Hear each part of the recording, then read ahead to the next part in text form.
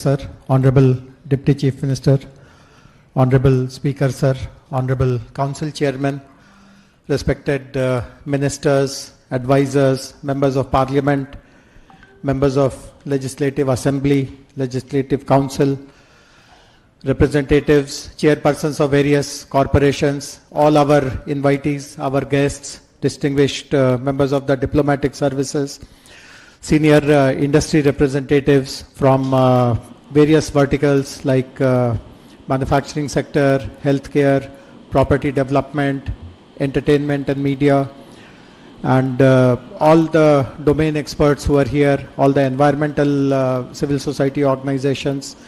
To every invitee, we are very, very grateful. This is a one of its kind platform. You would not have seen something like this before. For the sake of transparency, for the sake of accountability, for the sake of consultation, such a wide platform has been created, and we are very grateful that all of you have responded. I mean, I see a full house. Some people are standing. Very shortly we'll find chairs for all of you. Just bear with us. As all of you would know, within weeks of taking office in the year 2023, Honorable Chief Minister announced a slew of flagship projects. Of course, the 6 guarantees are well known, but there were other important developmental initiatives which were announced by Honorable Chief Minister. And to revive and rejuvenate MUSI River was one of the important ones. I have had the pleasure of accompanying Honorable Chief Minister to few of his international visits, and I know for sure that wherever Honorable Chief Minister has gone, one of the first demands that he has put on us is that please find out if there is any water body, if there is any river, and how has that country developed that river. And in the process, Honorable CM has visited the Thames River, the rivers in Tokyo, in Seoul, and in so many other places as well. And everywhere we have seen that the rejuvenation of the river has created a huge multiplier effect for the economy of that city and of that country. And we all know historically why when the Asaf Jahis set up their dynasty, they chose the riverfront to establish all the important institutions. But obviously over a period of time, due to neglect, due to inadequate attention on planning, on resource support, the river today has become an embarrassment for us. In fact, I come from the north of the country. We have mighty rivers, we have bridges, and when you cross a bridge over a river, you get a sense that I'm crossing something. I mean, there is something very special which is happening. Here when you cross any bridge over MUSI, you don't even notice that you are crossing a river. It has become so insignificant, etc. I can share something else which is very personal. In fact, the MUSI River Rejuvenation Plan was tried out way back in 2005 also. I was the Vice Chairman of the Hyderabad Urban Development Authority, which is called HUDA. The then Chief Minister Dr. Y.S. Rajshekhar Reddy had asked us, and at that time GHMC was called MCH, to look at the river rejuvenation project. We had engaged a very eminent architect called Hafiz Contractor to guide us. But we were not able, I mean, he gave us good ideas, but we were not able to make any progress because one very fundamental question could not be answered. And that fundamental question was, how do you bring water into this river? I mean, this river can be, so much of landscaping can be done, so much of other things can be done. And just because this fundamental question could not be answered, we could not make any progress over the last 2 decades. And I'm sure you would have read about it. One of the smartest river interlinking projects is happening here. We are now supplementing Godavari river water into this river to make it perennial, and obviously various other things will happen. The last point which I want to make is about the format of today's interaction. As soon as I finish, I will request my colleague, the Managing Director of the MUSI River Development Corporation Limited, Mr. E.V. Narasimha Reddy, to explain using a presentation. We have engaged a very reputed consortium of agencies to prepare the master plan for this river rejuvenation. These are all international companies. It is led by a Singapore-based company called Mainhardt, along with Rios of United States, Cushman and Wakefield, which is also a global consultancy, one of the big five. So they have just about a month ago given us the detailed project report for phase 1 of the project. So my colleague will explain about what is there in the DPR. He will also provide a little bit of a historical context. Some of you might have seen some of the displays in the foyer when you would have entered. If you have not, please do look, take a look before you leave. It has some amazing illustrations and pictures and historical markers of how this river has created an impact, a very deep impact in the history of the 435 years history of Hyderabad. And after my colleague's presentation, we would be requesting Honorable Chief Minister for his address. And before the evening concludes, obviously we have arranged for dinner and accompanied with some entertainment in the outside lawns. So please do make full use of this time that you have chosen to spend with us. And once again, very, very warm greetings and welcome to all of you on behalf of Telangana government. Thank you very much. To all of us, highly welcome, sir. May I request a huge round of applause to you for the Managing Director of MUSI, MRDCL. Ladies and gentlemen, I now request the Managing Director of MRDCL, E. Venkatreddy Garu, to present Riverfront Development Project to all of us. Highly welcome, sir. May I request a huge round of applause to you for the Managing Director of MRDCL. Special Chief Secretary was explaining what exactly the day is about. So with your permission, I will start the presentation, sir. And the Hyderabad. Sir, as the Special Chief Secretary was explaining, over the years, what exactly the day is about. So MUSI River how we are not able has to been there of the river that is available to us. And the Hyderabad the nature has given this to us along the MUSI. But we, in the process of urbanizing, over the years, the development, how MUSI was changed the polluted, face of the river, how we are not able to make use of the river that is available to us. The nature has given this to us, but we, in the process of urbanization, the development, how we have changed the face of the river and how we are struggling today. I would like to take this presentation in 10 points. Basically, so just I will give the context of the MUSI, the current crisis, what is the crisis now, and then I go to the global benchmarks of the riverfront projects across the world, across India, government's vision for MUSI development, what exactly the leadership is now thinking of, and what is the vision for 55 kilometers which is going to be in the second phase also, the phase 1 planning, what it is, and the DPR components. And then we also talk about the river hydrology. When we talk about the river, we have to talk about the hydrology and hydraulics. So many people are having some misconception on the river thing, whether we have done the hydrology or not. I will be trying to explain that also. And prevention of sewage flows. When we talk about the river, we have to curtail the sewage flow into the river also. So what exactly we are doing on that? And then multi-use buffer zone, why the buffer zone is very important, what the rules say, what the government of India says, all these things also be spoken about. And then Gandhi Sarovar, where the historical importance of Bapu Ghat and how the Gandhi Sarovar is shaping up. Then the east-west mobility corridor, how the decongestion of Hyderabad is going to happen with this very good project. And then the last and not the least one, but it is very, very important. I welcome Honorable Minister Revenue. Also, please join us, sir. The last one is the cultural integration. Hyderabad is known for the culture and also secular Hyderabad. So how it is going to be connected through the MUSI. This is also very, very important. Under these 10 topics, I am going to cover the entire vision of the government. So just to see the historical background, This is the picture of 1892. So this was taken by one photographer called Deen Dayal in 1880s. Hyderabad was founded in 1591 and it grew along the MUSI in the Qutub Shahi dynasty. Then the river provided water for agriculture, trade and daily use. So this was the river which was giving even the drinking water at that point in time. For 300 plus years, the MUSI was the city's ecological balance. This is the backbone of the city, actually where Hyderabad has grown. This is the picture of that time and how it was. And agriculture was happening, everything was happening. Then what is this MUSI about? So MUSI rivers starts from Anantagiri hills, and there are two rivers actually. When we talk about MUSI, we have two rivers, one is Musa, another one Isa.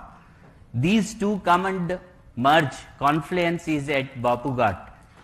That is called Bapughat now. In between, after 1908 floods, two reservoirs were constructed. Before 1908, there were no reservoirs.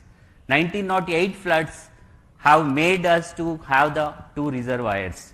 This is basically for the drinking water, not only for the drinking water but flood control. That was the measure that was taken. Usman Sagar started in 1911 and constructed in 1920. This starts from Anantagiri hills and it flows up to 55 kilometers and reaches Usman Sagar. And another river called Isa, this starts in Pargi area and this starts and comes 49 kilometers and comes to Himayat Sagar. This was constructed and completed by 1927. So 1920 and 1927 these two reservoirs were constructed and that was supplying the drinking water for Hyderabad as well. Then from there the MUSI now, if we take the ORR, outer ring road, 159 kilometers of outer ring road, where at Rajendra Nagar and Gandipet ORR, that is Narsinghi Junction to Gaurelli, this is the other place where exactly this is the Gaurelli place. From here to here, this is 43 kilometers. And from here Usman Sagar and Himayat Sagar, if we take these two rivulets and the length if we add, this is 21 kilometers and this is 34 kilometers, makes total 55 kilometers. MUSI is coming from Anantagiri hills 55 kilometers up to Usman Sagar, again 55 kilometers of river, Isa and Musa, together MUSI coming up to this place. So this is the entire Hyderabad place. And after that it flows towards Nalgonda and it links with the Krishna river. This is the tributary of the Krishna. So it merges with Krishna river at Vadapalli in Nalgonda district. So what is the crisis? How the MUSI is today? If you see at the MUSI, I have tried to show some pictures here. Musa Nagar location near Old City, encroachments in the buffer zone. See how after floods, how they are suffering.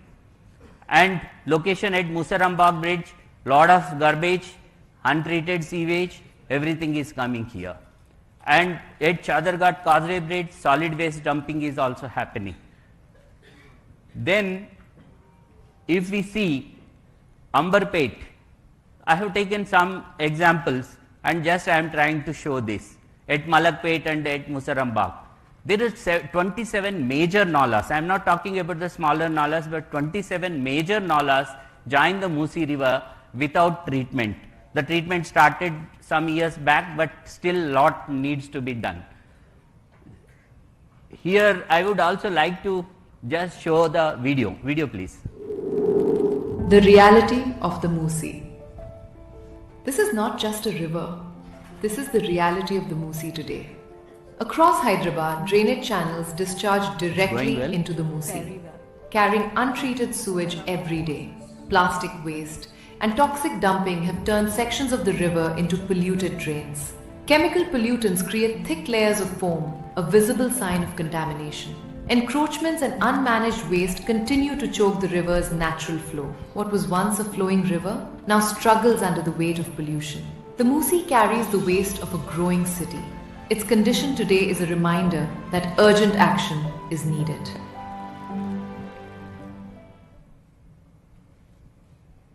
This is the urgency where we are today.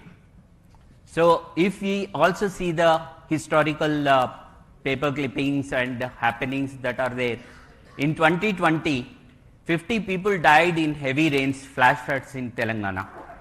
So, this is why, what is the reason for this? Because MUSI has to take all the nalas into that. Whatever flood that comes, that has to merge into the MUSI and it has to flow uninterrupted. But if that is not happening, then the flooding happens. This is called urban flooding.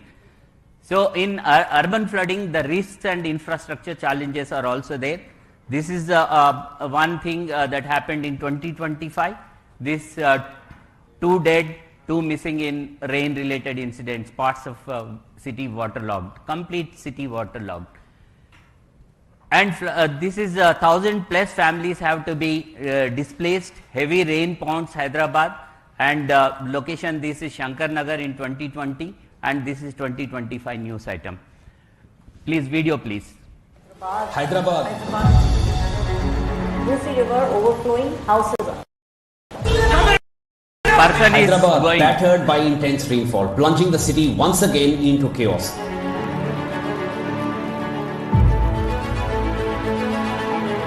Police moved quickly to close roads around the affected zone. Hyderabad was severely impacted as heavy rain continued to hit the city and several other districts of Telangana, leading to flight diversions and traffic congestion. As the city's old city faces severe flooding, forcing hundreds to evacuate. Death toll has now gone up to 34. The forces have also joined into the rescue operation to safely evacuate.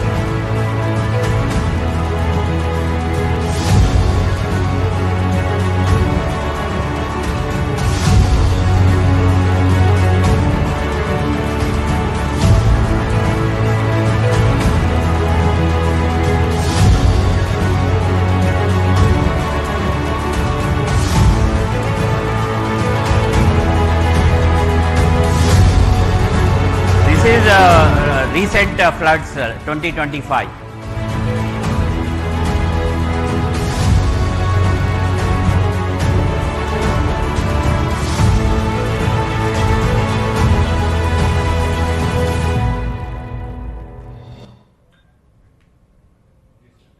This is how havoc the heavy rains are doing in Hyderabad.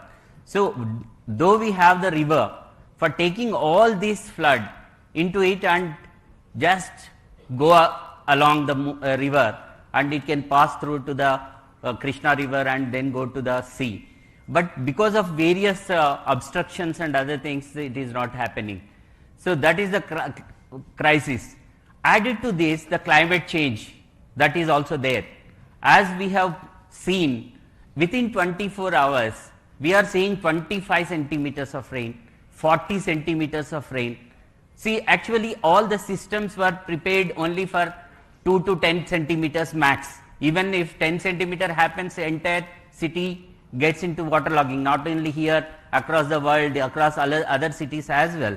But what needs to be done? When we are talking about MUSI, actually the MUSI project is not looking only about the MUSI cleaning.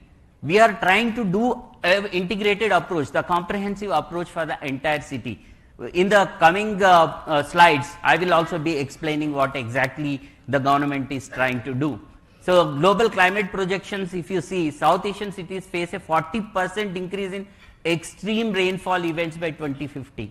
If we are not prepared for that, we are losing out, and the generations coming will definitely curse us. So, this is the time we have to cloud bust everything. If you see 2020 Hyderabad floods, 50 lives and 5,000 crores of economical loss.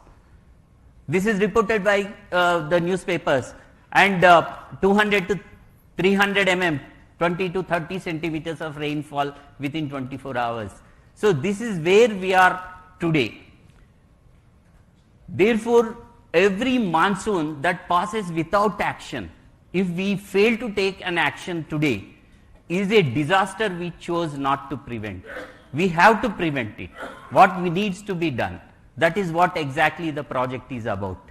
So, in light of these crises, the MUSI's revival is not a choice. It is a necessity. It is a compulsion.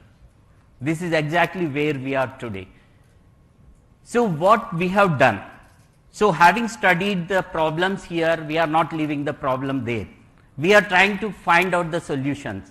Which are the best practices that are there across the world? We try to see the, we try to go around the globe and take the inspiration out of it. So, out of this, if you see, Cheon Seoul River, where this was before doing the riverfront. This is in Seoul, and this is after cleaning that and doing the riverfront. So, the second example is Thames. See the old Thames and the new Thames now, how the economy is growing around. Next, this is Sumida River in Tokyo, how it was, how it is today. And this is Singapore riverfront, how it is. Many of us probably have visited several of these places, but we never understood that how the river was, because now we are seeing this. We didn't know what happened in the historical thing. So, all these things are studied now. And Sabarmati riverfront even in India, Sabarmati, if you see the riverfront now in Gujarat, and this is the Seine river, Paris. Several of us visited Seine and how it is today. Please play the video.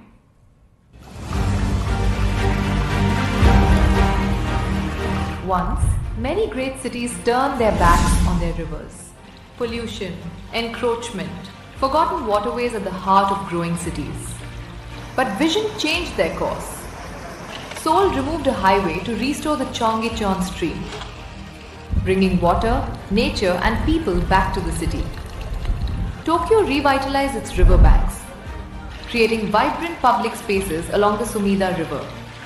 London turned the Thames into a thriving cultural and economic corridor. Singapore transformed a polluted waterway into one of the world's most celebrated riverfronts. Paris transformed the banks of the Seine River into vibrant pedestrian spaces. Ahmedabad turned the Sabarmati River into a thriving public riverfront. Across the world, cities chose to restore their rivers and reshape their future. Now, it is Hyderabad's moment. The revival of the MUSI begins.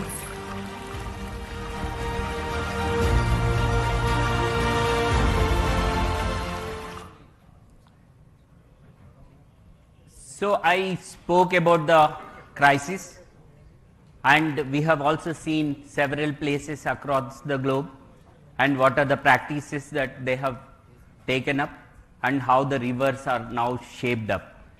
And after seeing this, the leadership today is very committed to that. That's the reason a team led by Honorable Chief Minister himself has taken to the various places along with media. Let me also be very clear so that everybody can understand. And the cabinet colleagues of Sir and also the senior bureaucrats to study this. The vision, leadership, commitment, see Dubai, Singapore, London, Tokyo, all these places were visited by Honorable Chief Minister. And the teams were sent again to study what they have done, what we need to do for MUSI. Please play the video.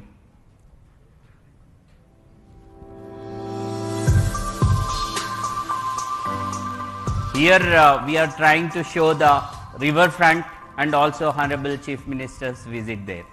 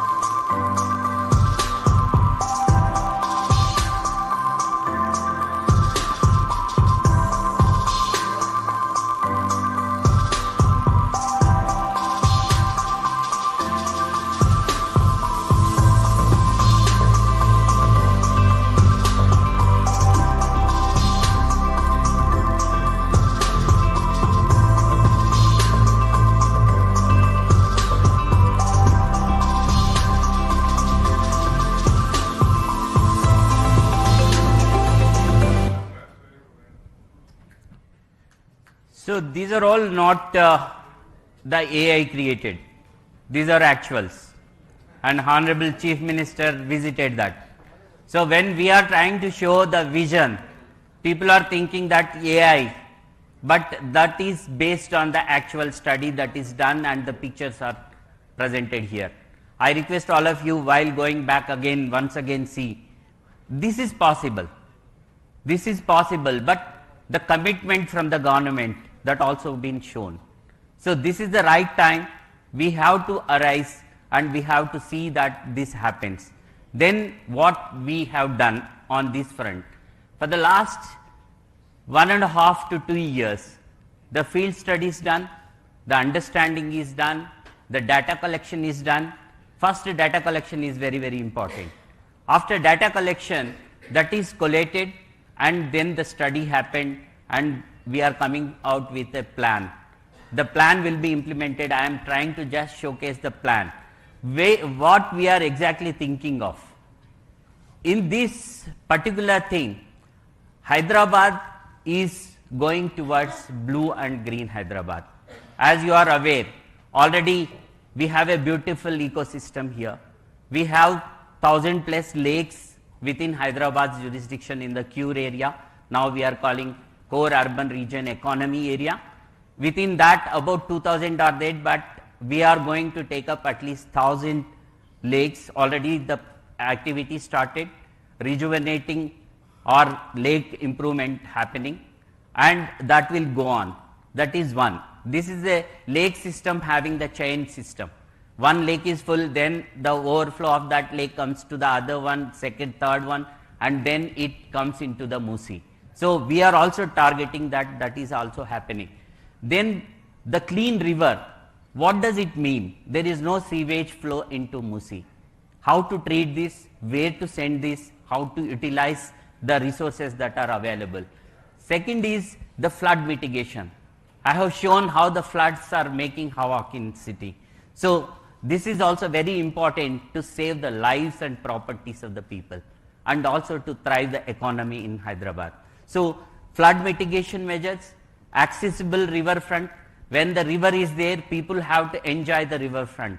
They have to have that ecological balance, and they have to enjoy the riverfront, so that the public spaces have to be improved. Connected city. See, river is there, how to connect it.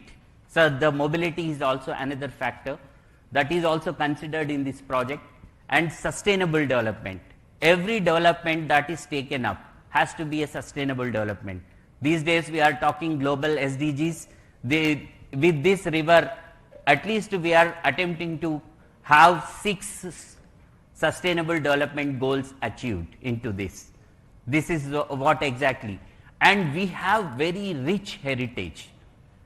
Probably some of you might have seen what we tried to show from Vishnu Kundins now to the present day, how the history has shaped up and how the history has given invaluable heritage to Hyderabad. We have to restore it and protect it. And the most important thing is, with all these things, now you have seen all the videos of Tokyo, Singapore and London, every city, the economy is thriving next to the river. Night economy is there. So why not we have, so that the people can also work in the nights. Blue collar jobs will come and they will earn very good amount to live, livelihoods improvement. Then we have also done some analysis and compared with other rivers. So in the Seoul, the Chong Yecheon river is developed only 5.8 kilometers. What we have seen is only 5.8 kilometers. And Sabarmati riverfront in phase 1 they have done 11.5 kilometers. In phase 2 now they are doing 13 kilometers. Subida river Tokyo 23.5 kilometers. Seine river in Paris 29 kilometers. Thames London 39 kilometers. MUSI phase 1 itself we are taking up 21 kilometers. So comparables, we are trying to compare with the world global best practices. And MUSI full vision will be 55 kilometers. The balance will be taken up in phase 2. So how it is going to help the economy? When we talk about the economy, Honorable Chief Minister always speaks of the night economy and economy around the river. What exactly that means? Most of the people may not have understood this. We will try to just explain here for these rivers. 5.8 kilometers of Seoul River, when it was done, urban stream corridor is developed, and 50,000 plus daily visitors are going there, just 5.8 kilometers. And 9 plus billion USD investments have come next to the river. And 190 million tourists over 10 years. So this will become an economic hub. This is how Seoul has taken the advantage of the river.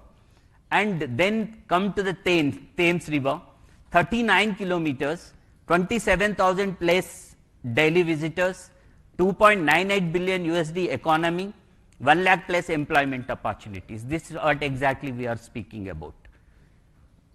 And Sumida River, Tokyo, 23.5 kilometers, 1.5 lakh plus daily visitor every day, 1.5 lakh people visit that, and 67.14 billion USD investments have come along the river. And over 30 million plus tourists visits annually.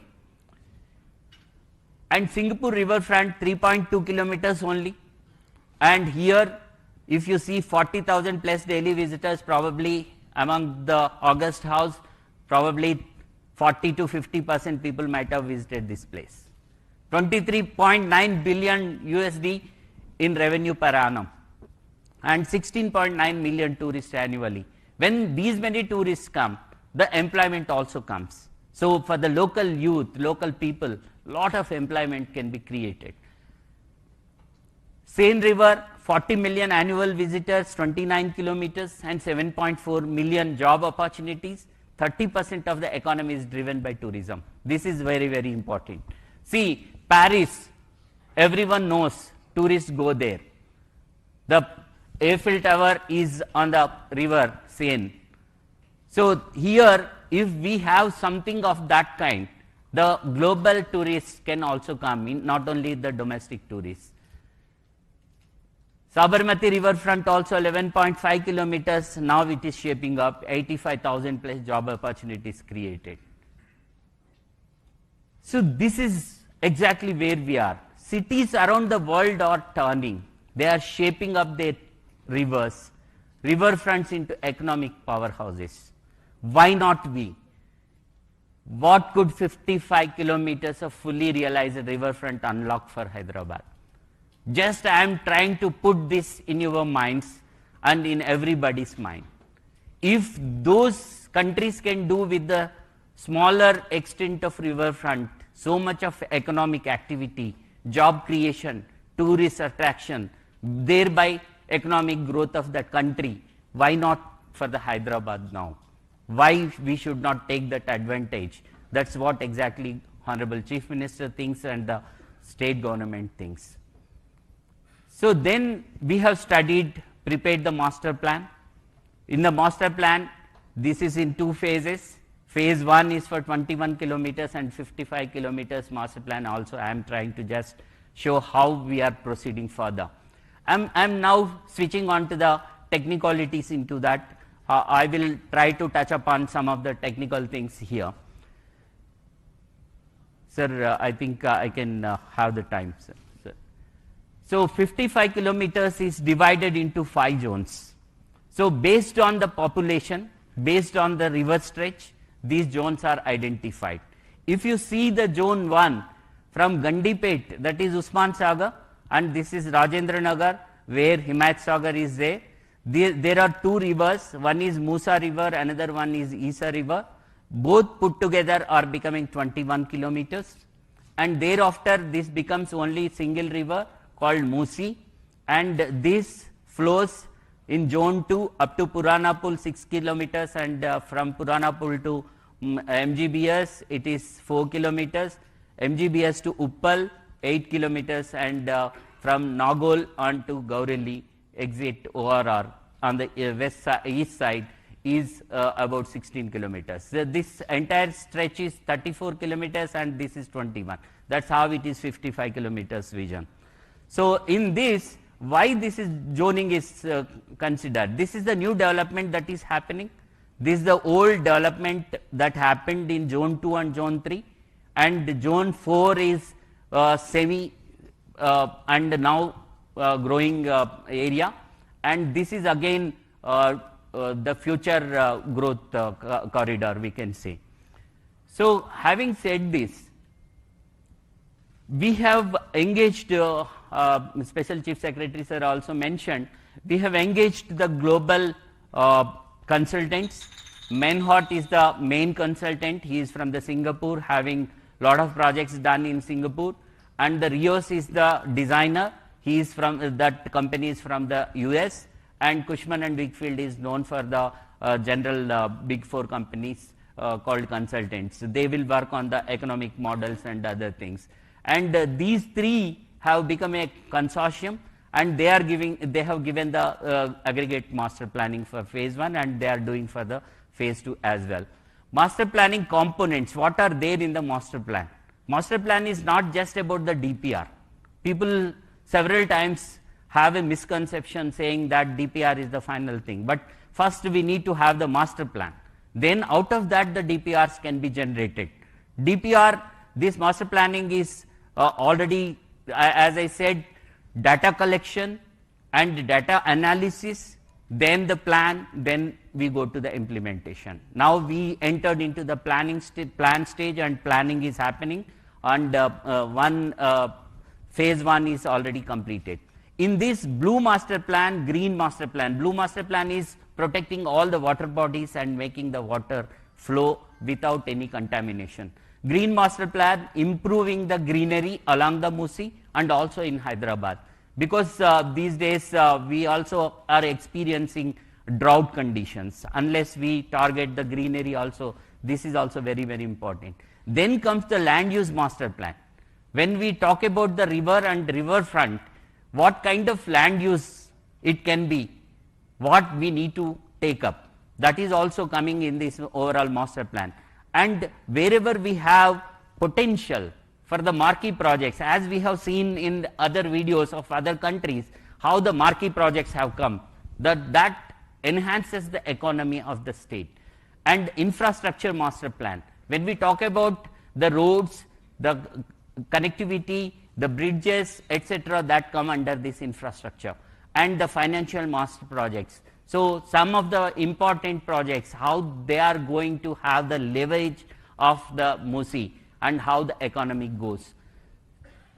So that covers everything. Phase 1 covers 2 river stretches, as I was explaining, from Gandipet to the Bapu Ghat, now we are calling it Gandhi Sarovar, and Himayat Sagar to Gandhi Sarovar, total 21 kilometers. This, what exactly are the components now we are looking at when we are talking about the MUSI? As I was explaining, just not cleaning the river, just not making some pathways and showing that river cleaning happened, riverfront happened, it is not like that. So river cleaning, accumulated silt and debris removal has to happen, and that too it has to happen very technically and scientifically. For this and riverbed profiling, we have to do the riverbed profiling and flood mitigation. This is most important. And slope stabilization. Unless we have the embankments properly, we cannot curtail the floods. We have to do that. And roads along the river bank, this is about the connectivity east-west corridor. Trunk sewer mains, this is also very, very important. This is exactly what I was talking about. Unless we treat entire sewage across city and not allowing it directly enter into the MUSI without treatment, again the MUSI cleaning is not happening. So that's the reason this is also integrated and the plan is comprehensive. And water retention structures. So we have to have the water in the river all through 365 days so that some boating can happen, some people can go in the evenings and relax there, and the night economy happens there. Unless we have the water throughout, we cannot improve the tourism, economy and other things. That's the reason here, I will come in the next slides, the river Godavari river linkage, how it is happening. riverfront development. After doing all these things, the riverfront has to be developed so that the public spaces are developed, public access can be developed, public can go there. For this entire phase 1, for all the development works up to 7, it is going to be around 6,500 to 7,000 crore only. So we are going to spend this money on these 7 components for this 21 kilometer development. And this doesn't include the land acquisition if required, or we have come out with a new policy, TDR policy, even for the people who are having the land ownership in the riverbed and also in the buffer, they will be appropriately compensated under TDR. And this is why in the next slides you will understand what buffer is, why it is required, etc. So understanding the river is very, very important. Unless you understand the river, what is the flow of the river, you cannot plan it. It is haphazard planning and it cannot sustain. When we talk about the sustainability, we have to understand the science, safety and hydrology of the river. In this, we have studied extensively the overall catchment area of these 2 reservoirs. The Usman Sagar reservoir catchment area is 740 square kilometers. As we were telling, it starts from Anantagiri and comes up to Usman Sagar, Gandipet. And Himayat Sagar reservoir, the catchment area is 1362 square kilometers. This starts at Pagi and comes up to Himayat Sagar. The blue one is the Gandipet one, and this green one is the Himayat Sagar. You can see Himayat Sagar here and Gandipet here. This is the catchment area. So whatever rain that falls there, that comes into these reservoirs, that study is also there. Catchment area map of downstream nalas. After the reservoirs, this is entire Cure area now.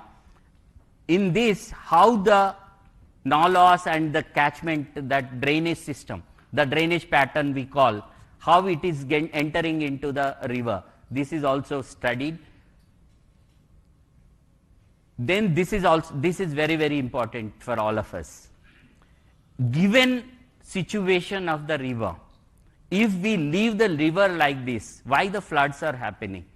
If the river is left like what it is today, so with the study that is there, done through 2 simulations, one is HEC HMS and another one is HEC RAS.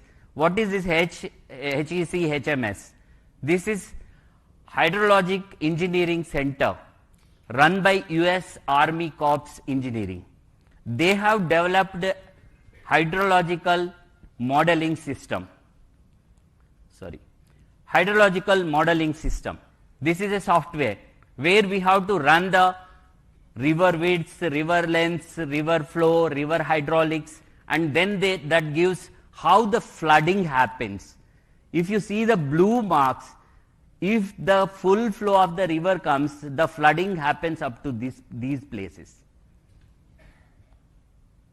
And this HEC-ROS is the river analysis system. So this analysis is done in both the softwares so that we are thorough on this. And not only this, if after studying this, what should be the cross section of the river, we have identified. And if the river should not come outside the embankments, if this flooding should not happen, which is causing lot of human loss or even the property loss and the economic loss. So in order to contain this, we have to have proper sectioning of this. I will be coming to the section in the next slide. This is the slide. So in order to curtail, I will just go back again. If the section is properly done, giving the river back of its property, river ki property undi, dan property daniki manam ichcheste adi bayataku raadu. So danni manam cheyalsina avasaram undi. So over the years maname ekkadekkodo katteskoni undundochu.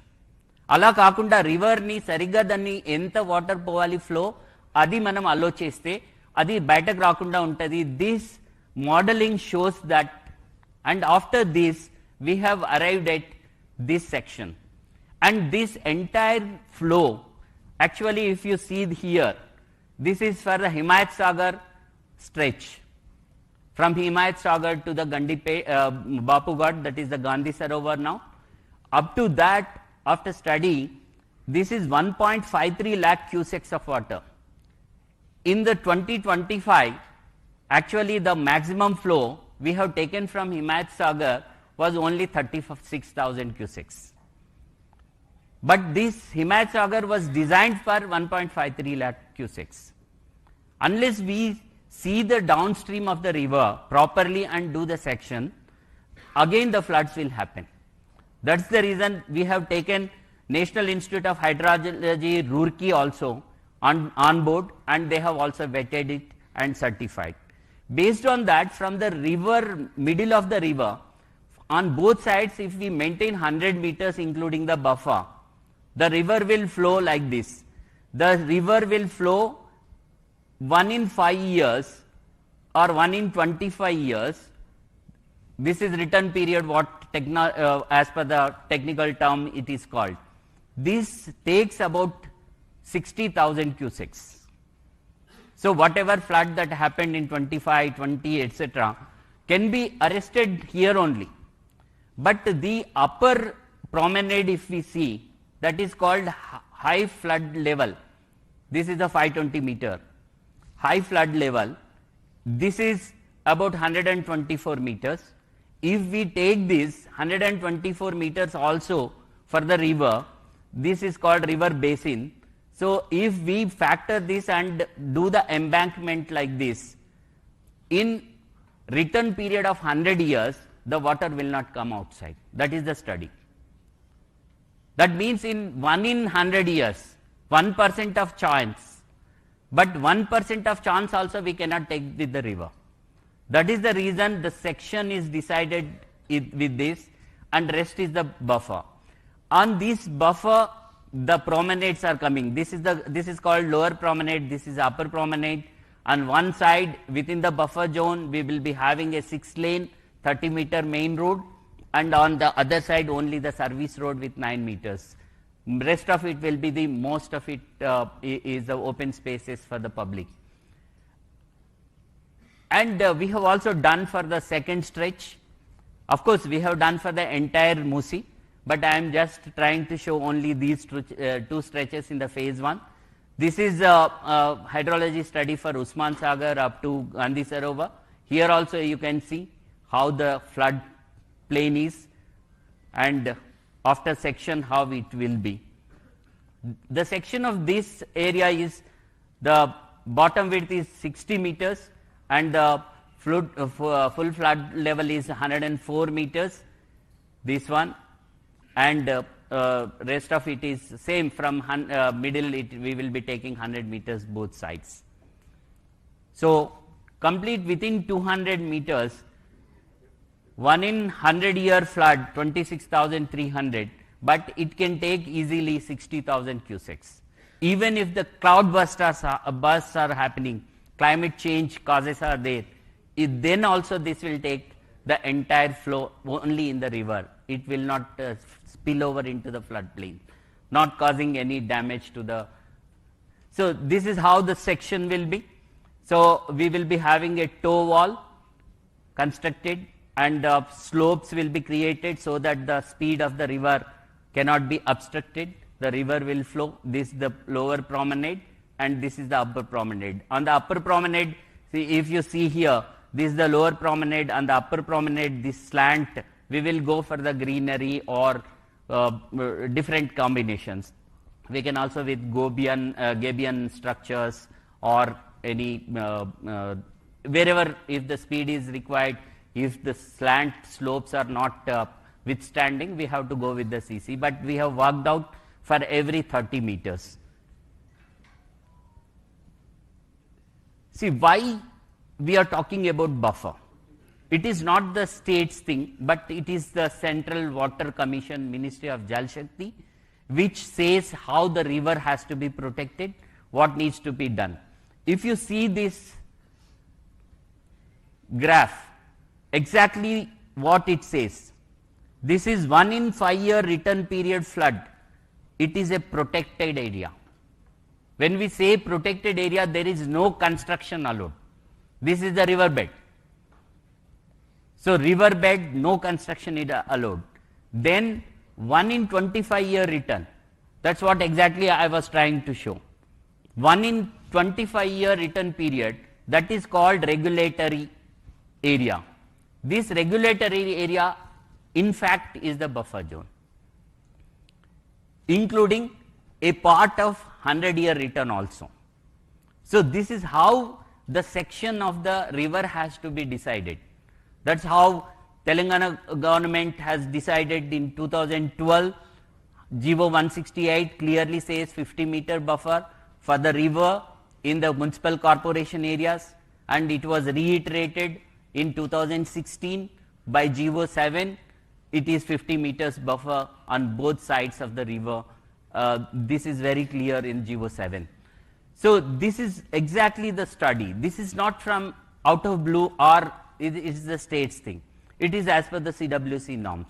And also the National River Conservation Plan, this also very clearly says what can be taken up in the river zones, riverfront zone. So riverfront zone, what exactly now we are planning? Approach roads and open spaces, public spaces, cycling, trekking. So all these, see, the idea is that some people will come, evacuation can easily happen if there are any flash floods. That is the reason in the protected area, no permanent construction is allowed. So that is a working place. Somebody can come and go. If we want to stop it, we can stop. Residential is not allowed. That is very important. People can also refer the guidelines. Source is Technical Guidelines on Floodplain Zoning, Central Water Commission, again issued in July 2025, based on various Supreme Court orders, national NGT orders, and all these things. I request all of you, please do study that. So then we are coming to how the river will be cleaned. So one is completely cleaning it. It is not possible, because there will be some toxins and other things. When we have to disturb them, we have to disturb them in a proper condition. But it can happen over a period of time if we substitute that water with fresh water, the surface water. For this, already a project is already taken up by the government. If you can see, this is the Godavari linkage that is coming all along the ORR and coming to Usman Sagar and then Himayat Sagar. Total 20 TMC of water is allotted, and already work started under Hyderabad Metro Water Supply and Sewerage Board. And out of this, exclusively 2.5 TMC water is allocated for MUSI rejuvenation. This is exactly what I was trying to tell. So in the river, all through 365 days, there will be water, that is the fresh water that comes from the river Godavari. So this is the river linking project, special CS was also mentioning. So this is one, getting the fresh water there. Then what is the second thing? Second thing is we have to treat the sewage in the entire city. Sewage treatment and trunk sewer mains. After treating or before treating, we should not allow the sewage to pass into the river. So what exactly now it is happening on the sewage front? This is another very important thing. So if you see, there are STPs already existing. Here a representative photo already functional, this one Amberpet. 772 MLD existing STPs, 25 are there, and 1106 MLD already commissioned and works are going on in good pace, 27. 972 MLD ongoing STPs under Amrut scheme, 39 are under progress. So these many STPs are happening, and this is the existing one. These are the new ones, already construction is going on. In the phase 1, the Narsingi already started. The STP work is started. What remains to be done? What remains to be done is taking the nalas into consideration. Along the MUSI, we have to have the diversion drains. And these are bigger ones, red ones are the existing STPs. If we are not doing another big STP, we have to divert it here and bring it here likewise. And this is the part of the project where we were talking about phase 1, the sewage treatment, the trunk mains are all happening here. So this is the picture that is showing how the trunk mains are coming, how the sewage will be diverted to the STP. Here is one STP, here is one STP, another one and another one. There are 4 STPs nearby. This is treated and coming and joining in the river. But even after that, we have to have other side, because this is treated and it is merging. For other side, it will come and go to Attapur. For the first time in the Hyderabad, we are coming out with one underground STP as well. So the red marks are the trunk mains that lead to the STP, and this is connected. Here I would like to just bring to the notice of the August House. Earlier also the diversion lanes constructed, if you see the yellow line, that is exactly in the MUSI. So if we construct something in the river itself, it will obstruct the flow of the river. So what we are doing as part of the project, we are shifting this also onto the river edge, that is into the buffer. So that the river, as I was telling, we have to give the river what it is supposed to be having. So our river atlane flow avvadaniki manam ivvalsina avasaram undi, daniki A obstruction ఉండకూడదు. So అది కూడా ఈ project లో పెట్టడం జరిగింది. Then another very big decision taken by Honorable Chief Minister and the Cabinet Government is that, okay, now we are planning to have the STPs fully functional and diverting all the sewage into the STPs and treating it. Why not we treat tertiarily? The tertiary treatment has to happen. Then use that water. We are bringing Godavari water, Krishna water, all about 200 plus 300 plus kilometers with spending so much of money. That is for drinking water purpose. Whereas the sewage is just left like that. If you see the Singapore model, there they call P water. That is a treated sewage water. That is utilized for various purposes. Why not we use? That is exactly the project is talking about. This is also factored now. After treating this sewage water, tertiary treatment will be done. This water will be supplied to the industry and particularly the data centers that are coming up. Already Metro Water Supply and Sewerage Board is working with TGIC, where the industrial areas are coming up. For example, Future City and also the Chandan Valley industrial area. A pipeline will be laid. Before that, at every treatment plant, we will be having a storage reservoir.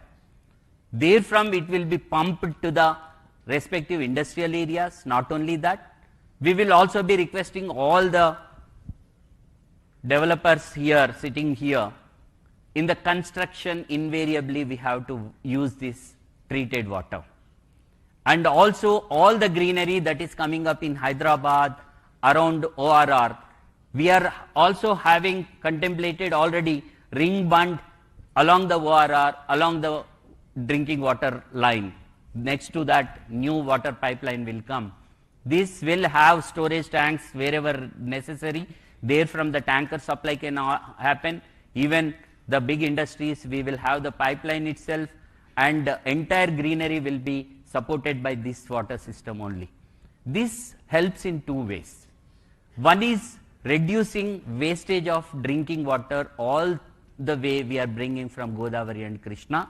That can be utilized effectively for the drinking water purposes. For all other purposes, we will get the water at a lesser price.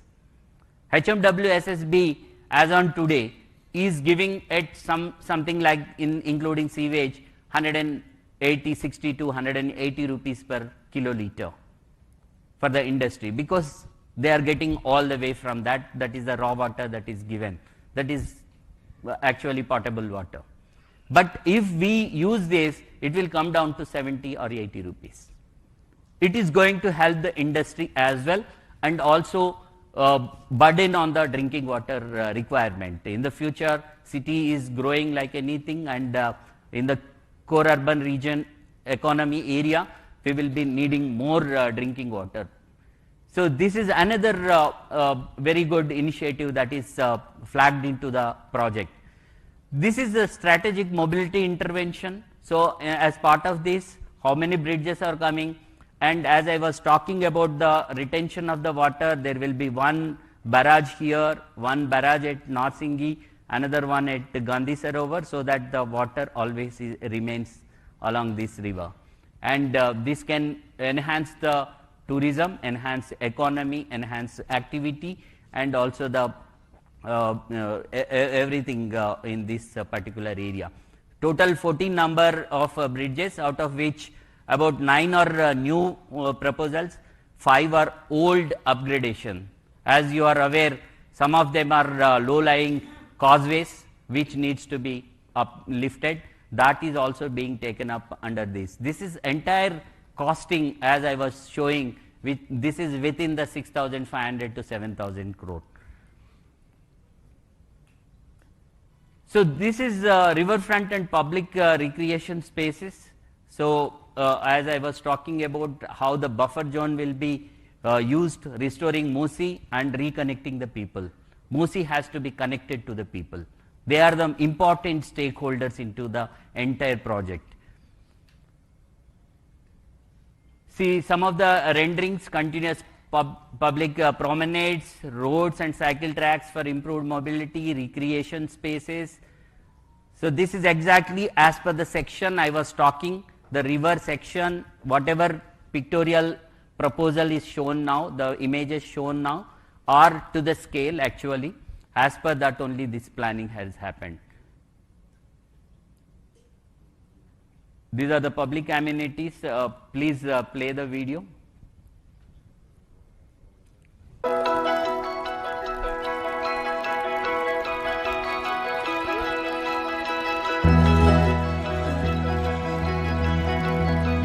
A paper this तरफ.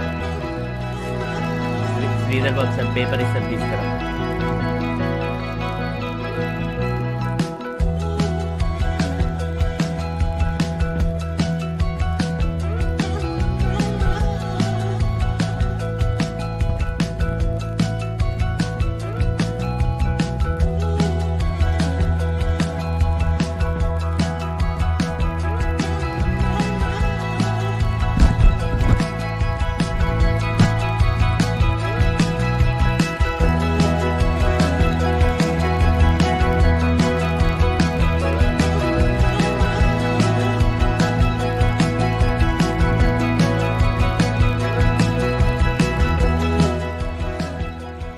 ఇక్కడ greenery కూడా చూస్తే మనము నేచర్కి దగ్గరగా ఉండేట్టుగా ఎక్కువగా plan చేస్తున్నాం. Ecological బ్యాలెన్స్ని కూడా దృష్టిలో పెట్టుకొని తయారు చేయడం జరుగుతోంది. సో అది చాలా ముఖ్యమైనటువంటి విషయం. సైకిల్ ట్రాక్స్ వస్తాయి, ఇట్లా క్రాస్ ఓవర్ బ్రిడ్జెస్ వస్తాయి, ఇందాక మనం అనుకున్న 14 బ్రిడ్జెస్ వస్తాయి. బరాజ్ ఉన్నందువల్ల ఈ నీళ్ళు ఇలా ఆగుతాయి, దాంట్లో బోటింగ్ అది అవుతుంది. సో ఇది ప్రపోజ్డ్ రివర్ ఫ్రంట్ మనం ఏదైతే సెక్షన్ అనుకున్నామో రివర్ సెక్షన్ దానికి అనుబంధంగా తయారు చేసిందే. సో రోడ్ మనం అనుకుంటున్నాం 6 lane road next to the river. This is going to be the east west corridor. మనకి నార్సింగి నుంచి గౌరెల్లి వరకు, అంటే అటు విజయవాడకు వెళ్లాల్సిన వాళ్ళు హైవేకి, ఇటు బొంబాయి వెళ్లాల్సిన హైవేకి ఈజీగా కనెక్ట్ అవుతుంది. అదేవిధంగా బీజాపూర్ హైవేకి కనెక్ట్ అవుతుంది. So this is how we have envisioned with the technical study. The study happened for 1.5 years. We have gone around and seen every place, and Honorable Chief Minister himself seen, and he has given lot of inputs into that, and this is exactly the master planning happened. Now the DPR is also ready for the phase 1, and we will be immediately starting.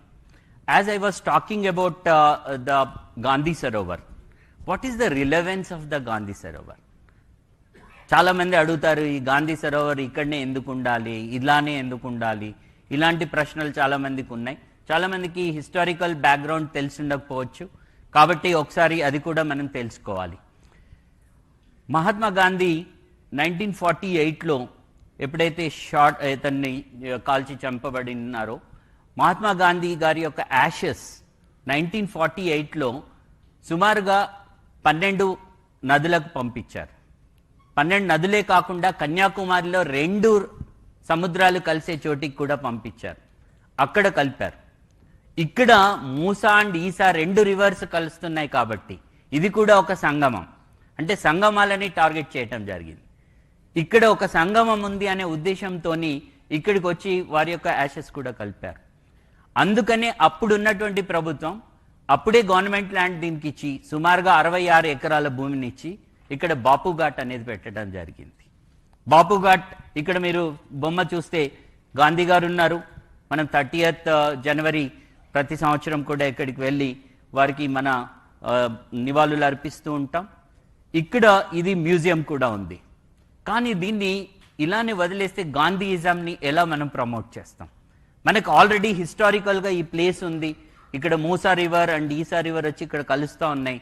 దీన్ని ఒక study area Gandhian philosophy మీద develop చేస్తే ఎలా ఉంటుంది అనేది ఒక ఆలోచన వచ్చినప్పుడు సీఎం గారు దాని మీద మనకి చాలా ఐడియాస్ ఇవ్వటం జరిగింది. దాన్ని బేస్ చేసుకునే వర్కౌట్ చేయటం జరిగింది. దాంట్లో ప్రముఖంగా ఈ టవర్. ఈ టవర్లో అన్ని కూడా గాంధీకి సంబంధించి క్రింద మ్యూజియం ఉంటుంది. If you see statue of peace, Gandhi గారు ఉంటారు. హ్యాండ్లూమ్ ట్రైనింగ్ సెంటర్ ఉంటుంది. ఇక్కడ education and knowledge hub and research ఉంటుంది. నాలెడ్జ్ హబ్ అంటే రీసెర్చ్ కూడా అవుతుంది. గాంధీ మీద ఎంతో రీసెర్చ్ జరుగుతూ ఉంటుంది. మనకు తెలుసు చాలా చోట్ల. పబ్లిక్ రిక్రియేషన్ స్పేసెస్ ఉంటాయి. అంటే పబ్లిక్ స్టూడెంట్స్, యూత్ అందరూ కూడా అట్రాక్ట్ అయ్యి అక్కడికి వెళ్ళడానికి పబ్లిక్ రిక్రియేషన్ స్పేసెస్ ఉంటాయి. మెడిటేషన్ అండ్ వెల్నెస్ విలేజ్ ఉంటుంది. Meditation is also very very important and for the well being of the children. ఇప్పుడు ఉన్నటువంటి స్ట్రెస్కి ఇక్కడ అవి కూడా క్రియేట్ చేయడం, అట్లాగే ఒక మ్యూజియం క్రియేట్ చేయడం జరుగుతుంది. ఇవి ఎలా వస్తాయి అంటే దీంట్లో ఈ రకంగా గాంధీ మ్యూజియం వస్తుంది. వ్యూయింగ్ ప్లాట్ఫామ్స్ పైకి మనం ఎక్కినట్లయితే మొత్తం సిటీ కనబడుతుంది, వ్యూయింగ్ ఉంటుంది, గాంధీ ఉంటారు. ఈ పైన వెళ్ళిన చోట ఇక్కడ నుంచి మనం గాంధీ గారితో ఫొటోస్ కూడా తీసుకునే అవకాశం ఉంటుంది. కల్చరల్ అండ్ ఎగ్జిబిషన్ స్పేసెస్ కూడా ఉంటాయి. ఎవరైనా కల్చరల్ అండ్ ఎగ్జిబిషన్స్ అందులో చేయాలంటే గాంధీకి సంబంధించి arts, performance arts etcetera. And research centre. ఇదే కాకుండా బేసిక్గా ఇప్పుడు మనకు లిటరరీ ఫెస్టివల్స్ అవుతూ ఉంటాయి, బుక్ ఎగ్జిబిషన్స్ అవుతూ ఉంటాయి. అవి ఎక్కడెక్కడో అవుతూ ఉంటాయి. ఎక్కడో ఓపెన్ స్పేస్లో పెద్ద గుడారం లాంటిది వేసేసి మనం చూపిస్తూ ఉంటాం. ఇక్కడ ఆ స్పేసెస్ క్రియేట్ అయితే ఇది ఒక హ్యాపెనింగ్ ప్లేస్ అవుతుంది. So that is the whole idea. ఇది సుమారుగా 200 ఎకరాలలో ఈ గాంధీ సరోవర్ డెవలప్మెంట్ జరుగుతూ ఉంది. Video please.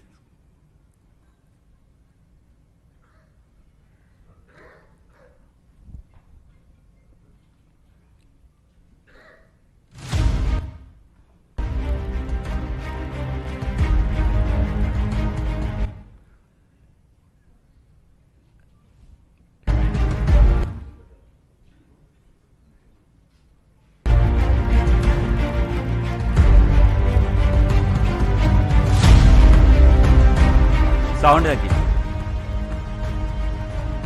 ఇక్కడ చూసినట్లయితే మూసా ఈసా రివర్ వస్తుంది. ఈ రోడ్లు ఏవైతే ఉన్నాయో ఈస్ట్ వెస్ట్ కారిడార్, సారీ,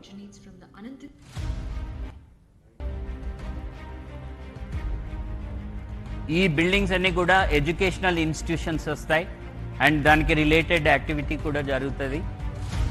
ఇది ఇక్కడ ఇప్పుడున్న ట్రయాంగిల్, ఈ 2 రివర్స్ కలిసే చోట ఇది కాన్ఫ్లుయెన్స్. ఇది east west corridor elevated road వస్తుంది. నార్సింగి నుంచి వచ్చి ఇది గౌరెల్లి వైపు వెళ్తుంది.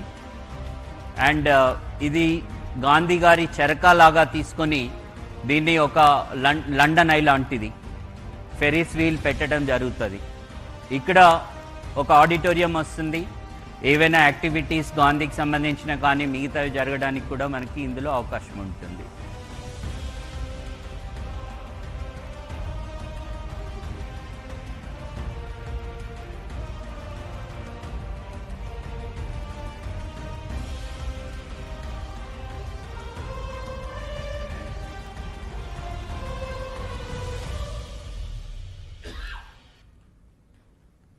ఇది సుమారుగా 100 మీటర్స్ ఉంటుంది.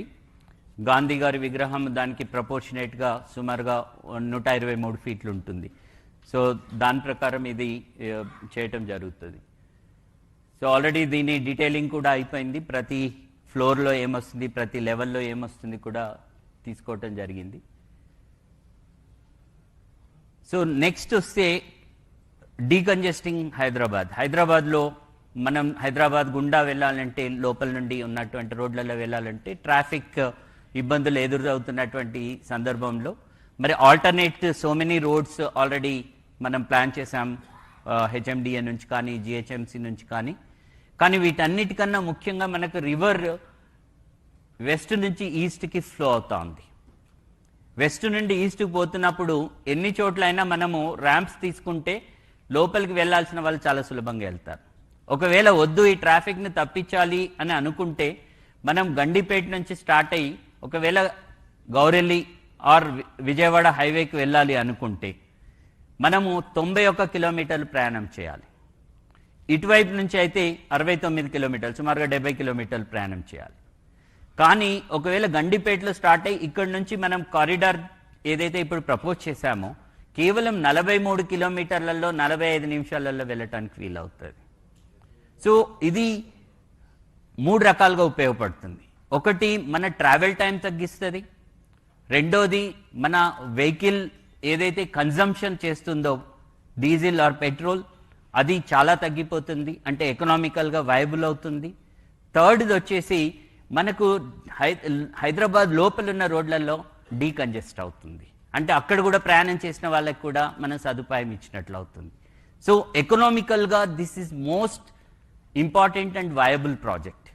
సో ఈ కారిడార్లో ఇప్పుడు ఫేజ్ 1లో మనం చేస్తున్నటువంటిది ఈ 2 స్ట్రెచ్లు చేస్తూ ఉన్నాం.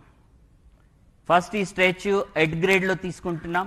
ఇక్కడ బుద్వేల్ జంక్షన్ ఒకటి ఇప్పుడు ట్రంపెట్ అవుతుంది. మొన్ననే హానరబుల్ చీఫ్ మినిస్టర్ గారు దానికి ఫౌండేషన్ వేశారు. హెచ్ఎండిఏ నుంచి చేస్తున్నారు. హిమాయత్ సాగర్ దగ్గర ఇక్కడ చేసి ఇక్కడ నుంచి at grade 100 feet wide road, 30 metre wide road వస్తుంది. ఇక్కడ నుంచి నార్సింగి దగ్గర నుంచి కూడా 100 మీటర్. ఇది నార్సింగి దగ్గర నుంచే కాదు, దానికన్నా ముందు గండిపేట వరకు వస్తుంది. ఈ గండిపేట నుంచి అది ఇటువైపు ఈ హైవే ఏదైతే మనకు కనబడుతూ ఉందో ఈ highway goes to Vikarabad and also Bijapur. So ఈ హైవేకి కూడా ఇది కలుస్తుంది. అది కూడా ఇప్పుడు వైడనింగ్ అవుతుంది, ఇక్కడ కలుస్తుంది. తర్వాత హైటెక్ సిటీ వెళ్లాల్సిన వాళ్ళు ఇప్పుడు ఏదైతే నియోపోలిస్ వస్తూ ఉందో ఇక్కడ నుంచి ఒక ఆమ్ మనకి శంకర్పల్లి రోడ్డుకు కలుస్తుంది. దానివల్ల నియోపోలిస్ పోవటం కూడా సులభం అవుతుంది. సో కంప్లీట్గా డీకంజెషన్ అండ్ కనెక్టివిటీ దీంట్లో తీసుకున్నటువంటి అదర్ ఆస్పెక్ట్. ఇది ఫేజ్ 1లో ఇక్కడి వరకు కంప్లీట్ అయిపోయిన తర్వాత దీన్ని యొక్క అలైన్మెంట్ కూడా కంప్లీట్ అయింది. దీని యొక్క డిపిఆర్ కూడా సపరేట్గా రెడీ అవుతుంది. అది నెక్స్ట్ ఒక 1 మంత్లో రెడీ అవుతుంది. ఆ తర్వాత దీన్ని మనం ఏదైతే ఓఆర్ఆర్ ఉందో express way, 8 lane express way, దాన్ని ఎలాగైతే మనము టీఓటీ పద్ధతిలో చేశామో దీన్ని కూడా అదే పద్ధతిలో చేయాలని చెప్పేసి ఆలోచించడం జరుగుతూ ఉంది. దానికే మన కుష్మన్ అండ్ విక్ఫీల్డ్ వాళ్ళు కూడా దానికి ఏ రకంగా ఫైనాన్షియల్ మోడలింగ్ చేయాలి కూడా వాళ్ళు చేస్తూ ఉన్నారు. Please run the video.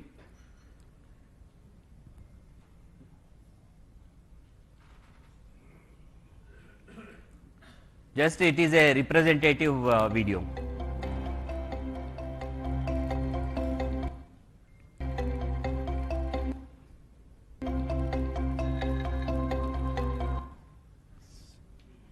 Slow in.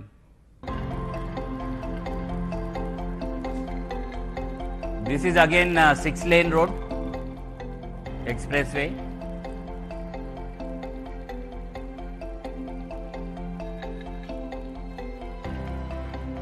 This connects all these highways.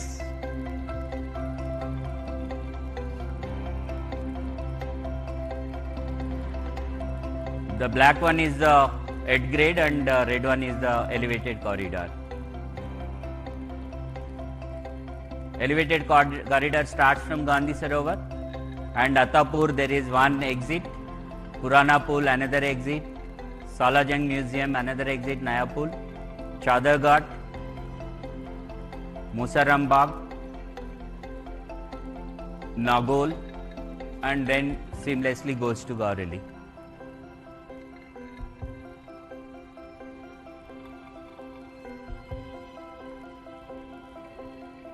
This is the left pavement road and this is the right pavement road. This is the MUSI cross section.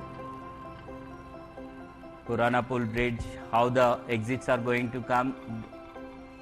The previous one was at MGBS over the metro line.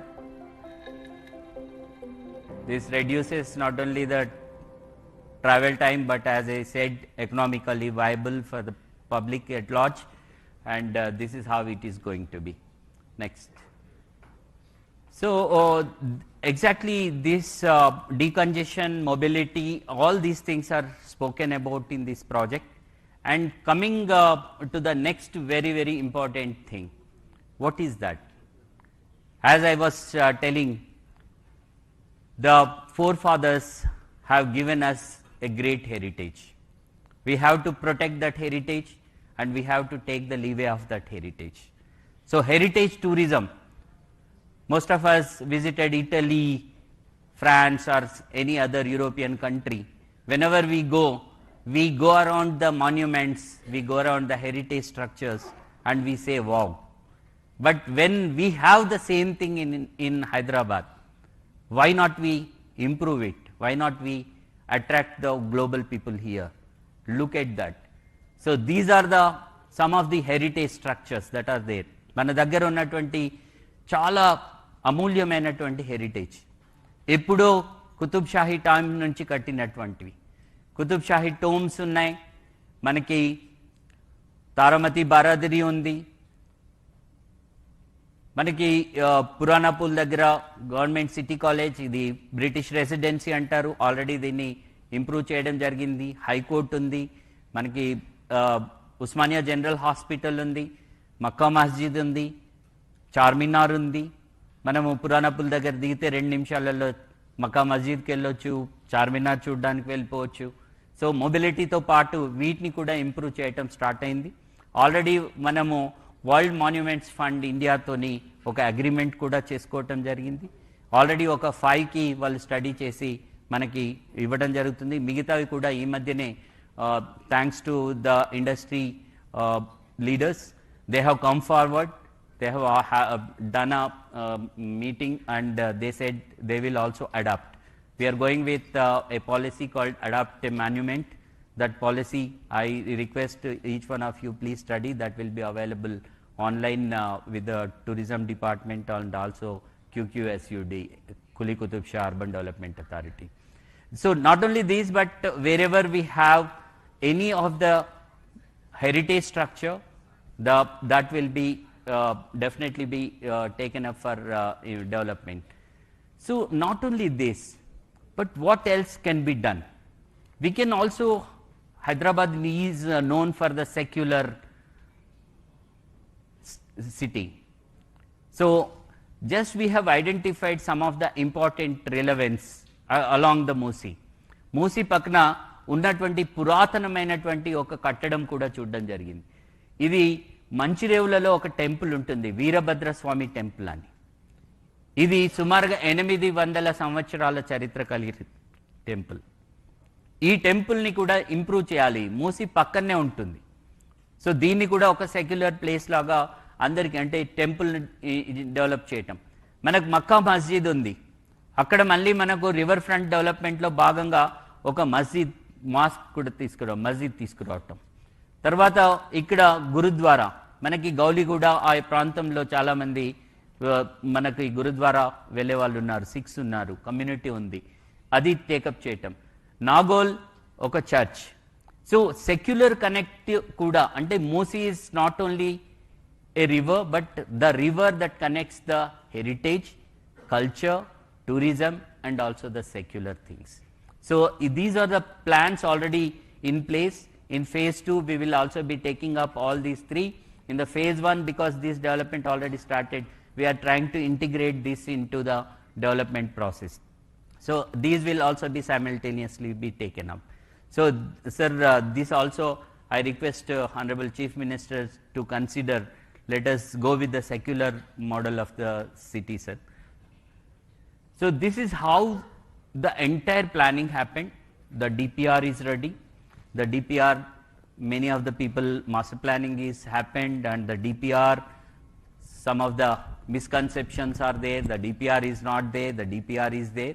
This is the first consultation that is happening, and this will also be available online next week. We are doing the final vetting into this, and we will place it for the feedback, suggestions. So this is where exactly we are talking about. Every great river transformation was built on collective will. The collective will is very, very important. Please get into that. And I request all of you to come join us in turning this vision into reality. ఈ vision ని రియాలిటీకి తీసుకెళ్లడానికి మీరందరూ మాతో కలిసి పనిచేయాలని చెప్పేసి ప్రత్యేకంగా కోరుతా ఉన్నాం. So as I was mentioning, అందరూ దయచేసి మీ యొక్క ఫీడ్బ్యాక్, సజెషన్స్, ఇప్పుడు మా ఆలోచన ఏముంది అనే దాంట్లో డిపిఆర్ని ఫర్మప్ చేస్తూ ఉన్నాం. దాంట్లో తప్పకుండా మీరు ఇచ్చే సజెషన్స్ని, సూచనల్ని తీసుకొని దాంట్లో తప్పకుండా మేము ఇన్కార్పొరేట్ చేస్తాం. This is the website. ఈ క్యూఆర్ కోడ్ కూడా చేయొచ్చు. ఈ వెబ్సైట్ ద్వారా మీరు సజెషన్స్ అండ్ మీ ఫీడ్బ్యాక్ ఇవ్వాల్సిందిగా కోరుతా ఉన్నాను. Thank you so much. Thanks for listening to me patiently.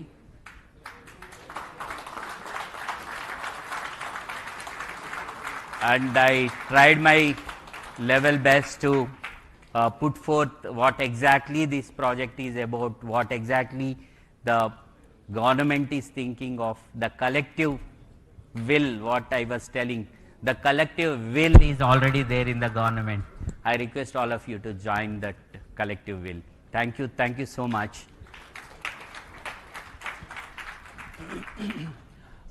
Now in another 1-2 minutes, Honorable Chief Minister will give his views, thoughts and address the August gathering. Thank you very much.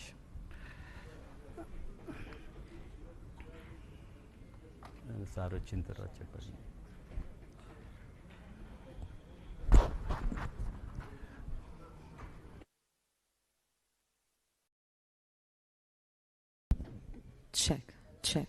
Can we put the podium mic on, please?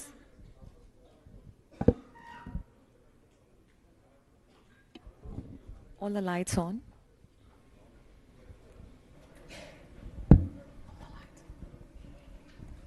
Check. Firstly, ladies and gentlemen, that was a wonderful, insightful presentation by Narasimha Reddy Garu. Big round of applause for him.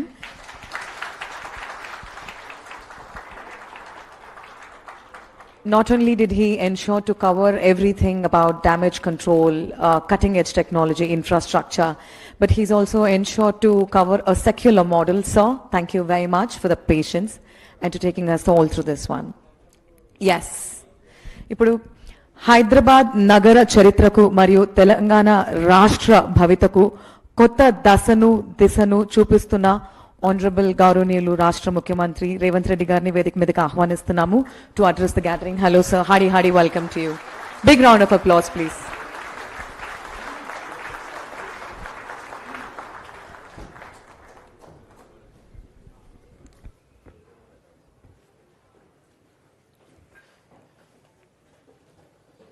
Telangana రాష్ట్ర ప్రభుత్వం తరఫున Musi river development corporation ఒక power point presentation ద్వారా ఈ ప్రభుత్వం మూసీ నది ప్రక్షాళన కార్యక్రమాన్ని ఏ విధంగా ముందుకు తీసుకువెళ్తుందో సమాజానికి వివరించడానికి ఒక ప్రయత్నం చేసి ఈ ప్రయత్నంలో భాగంగా శాసన మండలి చైర్పర్సన్, శాసనసభ స్పీకర్, సహచార మంత్రివర్గ సభ్యులు, ప్రభుత్వ సలహాదారులు, పార్లమెంట్ సభ్యులు, శాసన మండలి సభ్యులు, శాసనసభ్యులు,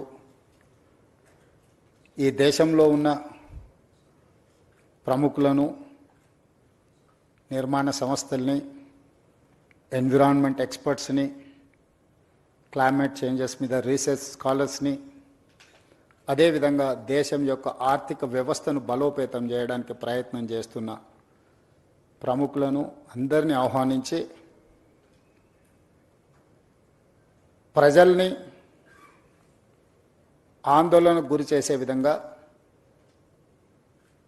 కొంతమంది ఉద్దేశపూర్వకంగా, ఇంకొంతమంది సంపూర్ణమైన సమాచారం లేకపోవడం వల్ల అసంపూర్తి సమాచారంతో అర్ధ సత్యాలను ప్రచారం చేయడం వల్ల ఒక రకమైన ఆందోళన చాలామంది మనసుల్లో ఉంది. అందుకే ముఖ్యమంత్రిగానే కాదు, మున్సిపల్ శాఖ మంత్రిగా ఈ శాఖను నిర్వహించేటప్పుడు ప్రజలు ఒక బాధ్యతతో, ఒక నమ్మకంతో, ఒక విశ్వాసంతో మమ్మల్ని నమ్మి అధికారాన్ని అప్పచెప్పినప్పుడు ఈ అధికారాన్ని కాపలాదారుగా ఉపయోగించడమే తప్ప ఈ అధికారాన్ని ప్రజల మీద ఆధిపత్యం చెలాయించడానికి, వినియోగించడానికి ప్రభుత్వం సిద్ధంగా లేదు అని చెప్పడానికే ఈ ఒక ప్రయత్నం చేయడం జరిగింది. ఈ ప్రయత్నంలో పర్యావరణాన్ని ఏ విధంగా పరిరక్షించుకోవాలా, చరిత్రను ఒకసారి గమనించినప్పుడు చరిత్రలో నాగరికత ఏ ప్రాంతంలో అభివృద్ధి చెందినా నదీ పరివాహక ప్రాంతంలోనే నాగరికత విలసిల్లింది. ఆర్థిక వ్యవస్థ అభివృద్ధి చేయడానికి అది సముద్రపు ప్రాంతం కావచ్చు, నదులు కావచ్చు, నీటి ప్రవాహంతో కూడుకున్న ప్రాంతాలు కావచ్చు, ఈ ప్రాంతాలే అత్యధికంగా అభివృద్ధి చెందడానికి ఈరోజు మన అందరం చూస్తూ ఉన్నాం. I have visited Thames River, I have visited Hudson River in New York, I have visited Thames River in London, I have visited Seoul, I have visited Singapore, I have visited Dubai, I have visited many places, including Ahmedabad, Sabarmati riverfront. I have seen many places. I have understood what is required, what is our future plan. వీటన్నిటిని దృష్టిలో పెట్టుకొని మన రాష్ట్రము, మన దేశంలోనే కాకుండా ఇతర దేశాలలో అభివృద్ధి చెందిన దేశాలు, ఆర్థికంగా నిలబడ్డ దేశాలన్నిటిని కూడా గమనించి ఇతర రాష్ట్రాలు, ఇతర దేశాలు అభివృద్ధి పదం వైపు వేగంగా ప్రయాణం చేస్తుంటే ఇంకా మనం అభివృద్ధి నిరోధకులుగా మారి ఒక బృహత్ కార్యాచరణను తీసుకొని ముందు వెళ్లకుండా ఉంటే భవిష్యత్ తరాలు మనల్ని క్షమించవని ఆలోచన చేసి ఒక ప్రయత్నం చేద్దాము. ఈ మూసీ రివర్ డెవలప్మెంట్ ప్రోగ్రామ్ని మనం తీసుకోవాలని, ఈ ప్రోగ్రామ్ని ఒక బాధ్యతాయుతంగా నిర్వహించాలనే ప్రయత్నం చేస్తూనే ఉన్నాం. దాదాపుగా 27 నెలల మా ప్రభుత్వ ఏర్పాటు తర్వాత దాదాపుగా 2 సంవత్సరాల నుంచి నిరంతరం కొన్ని వందల వేల గంటలు నేను అధికారులతో కానీ, ఎక్స్పర్ట్స్తో కానీ, ఫైనాన్షియల్ కన్సల్టెంట్స్తో కానీ, ఎన్విరాన్మెంట్ కన్సల్టెంట్స్తో అందరితో కూర్చొని క్షుణ్ణంగా ప్రతి ఒక్క అంశాన్ని ఏ విధంగా ముందుకు తీసుకెళ్ళాలి, ఏ విధంగా ఈ రాష్ట్రాన్ని, ఈ నగరానికి ఒక గొప్ప చరిత్ర ఉంది. కులీ కుతుబ్ షాయిలు, నిజాం సర్కారులు హైదరాబాద్ నగరాన్ని నిర్మిస్తే, నిజాం అండ్ బ్రిటిషర్ సికింద్రాబాద్ నగరాన్ని నిర్మిస్తే, గత పాలకులు చంద్రబాబు నాయుడు గారు, రాజశేఖర రెడ్డి గారు హయాంలో సైబరాబాద్ నగరాన్ని నిర్మిస్తే ఈరోజు outer ring road inside core urban region దాదాపుగా 2100 స్క్వేర్ కిలోమీటర్స్, 1,34,00,000 జనాభా ఈరోజు నివసిస్తున్నారు. ఇంత జనాభాకు అవసరమైన తాగునీరే కానీ, పరిశ్రమలకు కానీ, అభివృద్ధి కోసం ఏ రకమైన ప్రణాళికలు చేపట్టాలని ఆలోచన చేసినప్పుడు కృష్ణానది జలాలను, గోదావరి నది జలాలను ఈ ప్రాంత ప్రజల యొక్క దాహార్తిని తీర్చడానికి స్వతంత్ర భారతదేశంలో మనం ప్రయత్నం చేసినాం. కానీ ఒక గొప్ప విషయం ఈరోజు గమనించాల్సిన అవసరం ఉంది. నిజాం రాజు అయి ఉండొచ్చు, చక్రవర్తి అయి ఉండొచ్చు. నిజాం గారి మీద రకరకాల అభిప్రాయాలు చాలామందికి ఉండొచ్చు. చాలామంది నిజాం పరిపాలన ఒప్పుకొని ఉండొచ్చు, ఒప్పుకోకపోయి ఉండొచ్చు. కానీ నిజాం ఒక విషయంలో మనందరం ఈరోజు ఆదర్శంగా తీసుకొని అభినందించాల్సినంత గొప్ప పనులు చేశాం. 1908లో ఉప్పెన వచ్చి ఈ నగరాన్ని కమ్మేసినప్పుడు 10 నుంచి 15,000 మంది ప్రాణాలు పోయినప్పుడు ఈసా నది, మూసా నది ఈ నగరంని కప్పేసి ఉప్పెనగా మారి వేలాది మంది ప్రాణాలను బలిగొన్నప్పుడు నిజాం ప్రభువులు చెల్లించిపోయి ఈ నగరంలో ప్రజలకు ఈ ప్రమాదం ఉండకూడదు, ఏమి చెయ్యాలని ఆలోచన చేసి 1908 వచ్చిన ఫ్లడ్స్లో ప్రపంచంలోనే ఎక్స్పర్ట్స్ కోసం టెండర్ పిలిచి మోక్షగుండం విశ్వేశ్వరయ్యను ఒక గొప్ప ఇంజనీర్ని ఈ వరదల్ని నియంత్రించడానికి, ఈ ఉపద్రవం నుంచి తన నగరాన్ని, తన ప్రజల్ని కాపాడుకోవడానికి ప్రణాళిక సిద్ధం చేసి ఆనాడు వారిచ్చిన ఆదేశాల మేరకు మోక్షగుండం విశ్వేశ్వరయ్య ఇచ్చిన డిజైన్స్, అనంతగిరి కొండల్లో నుంచి వచ్చే మూసా నది, పరిగి ప్రాంతం నుంచి వచ్చే ఈసా నది, ఈ రెండింటి యొక్క వరదల్ని నియంత్రించడానికి, నియంత్రించిన నీళ్లను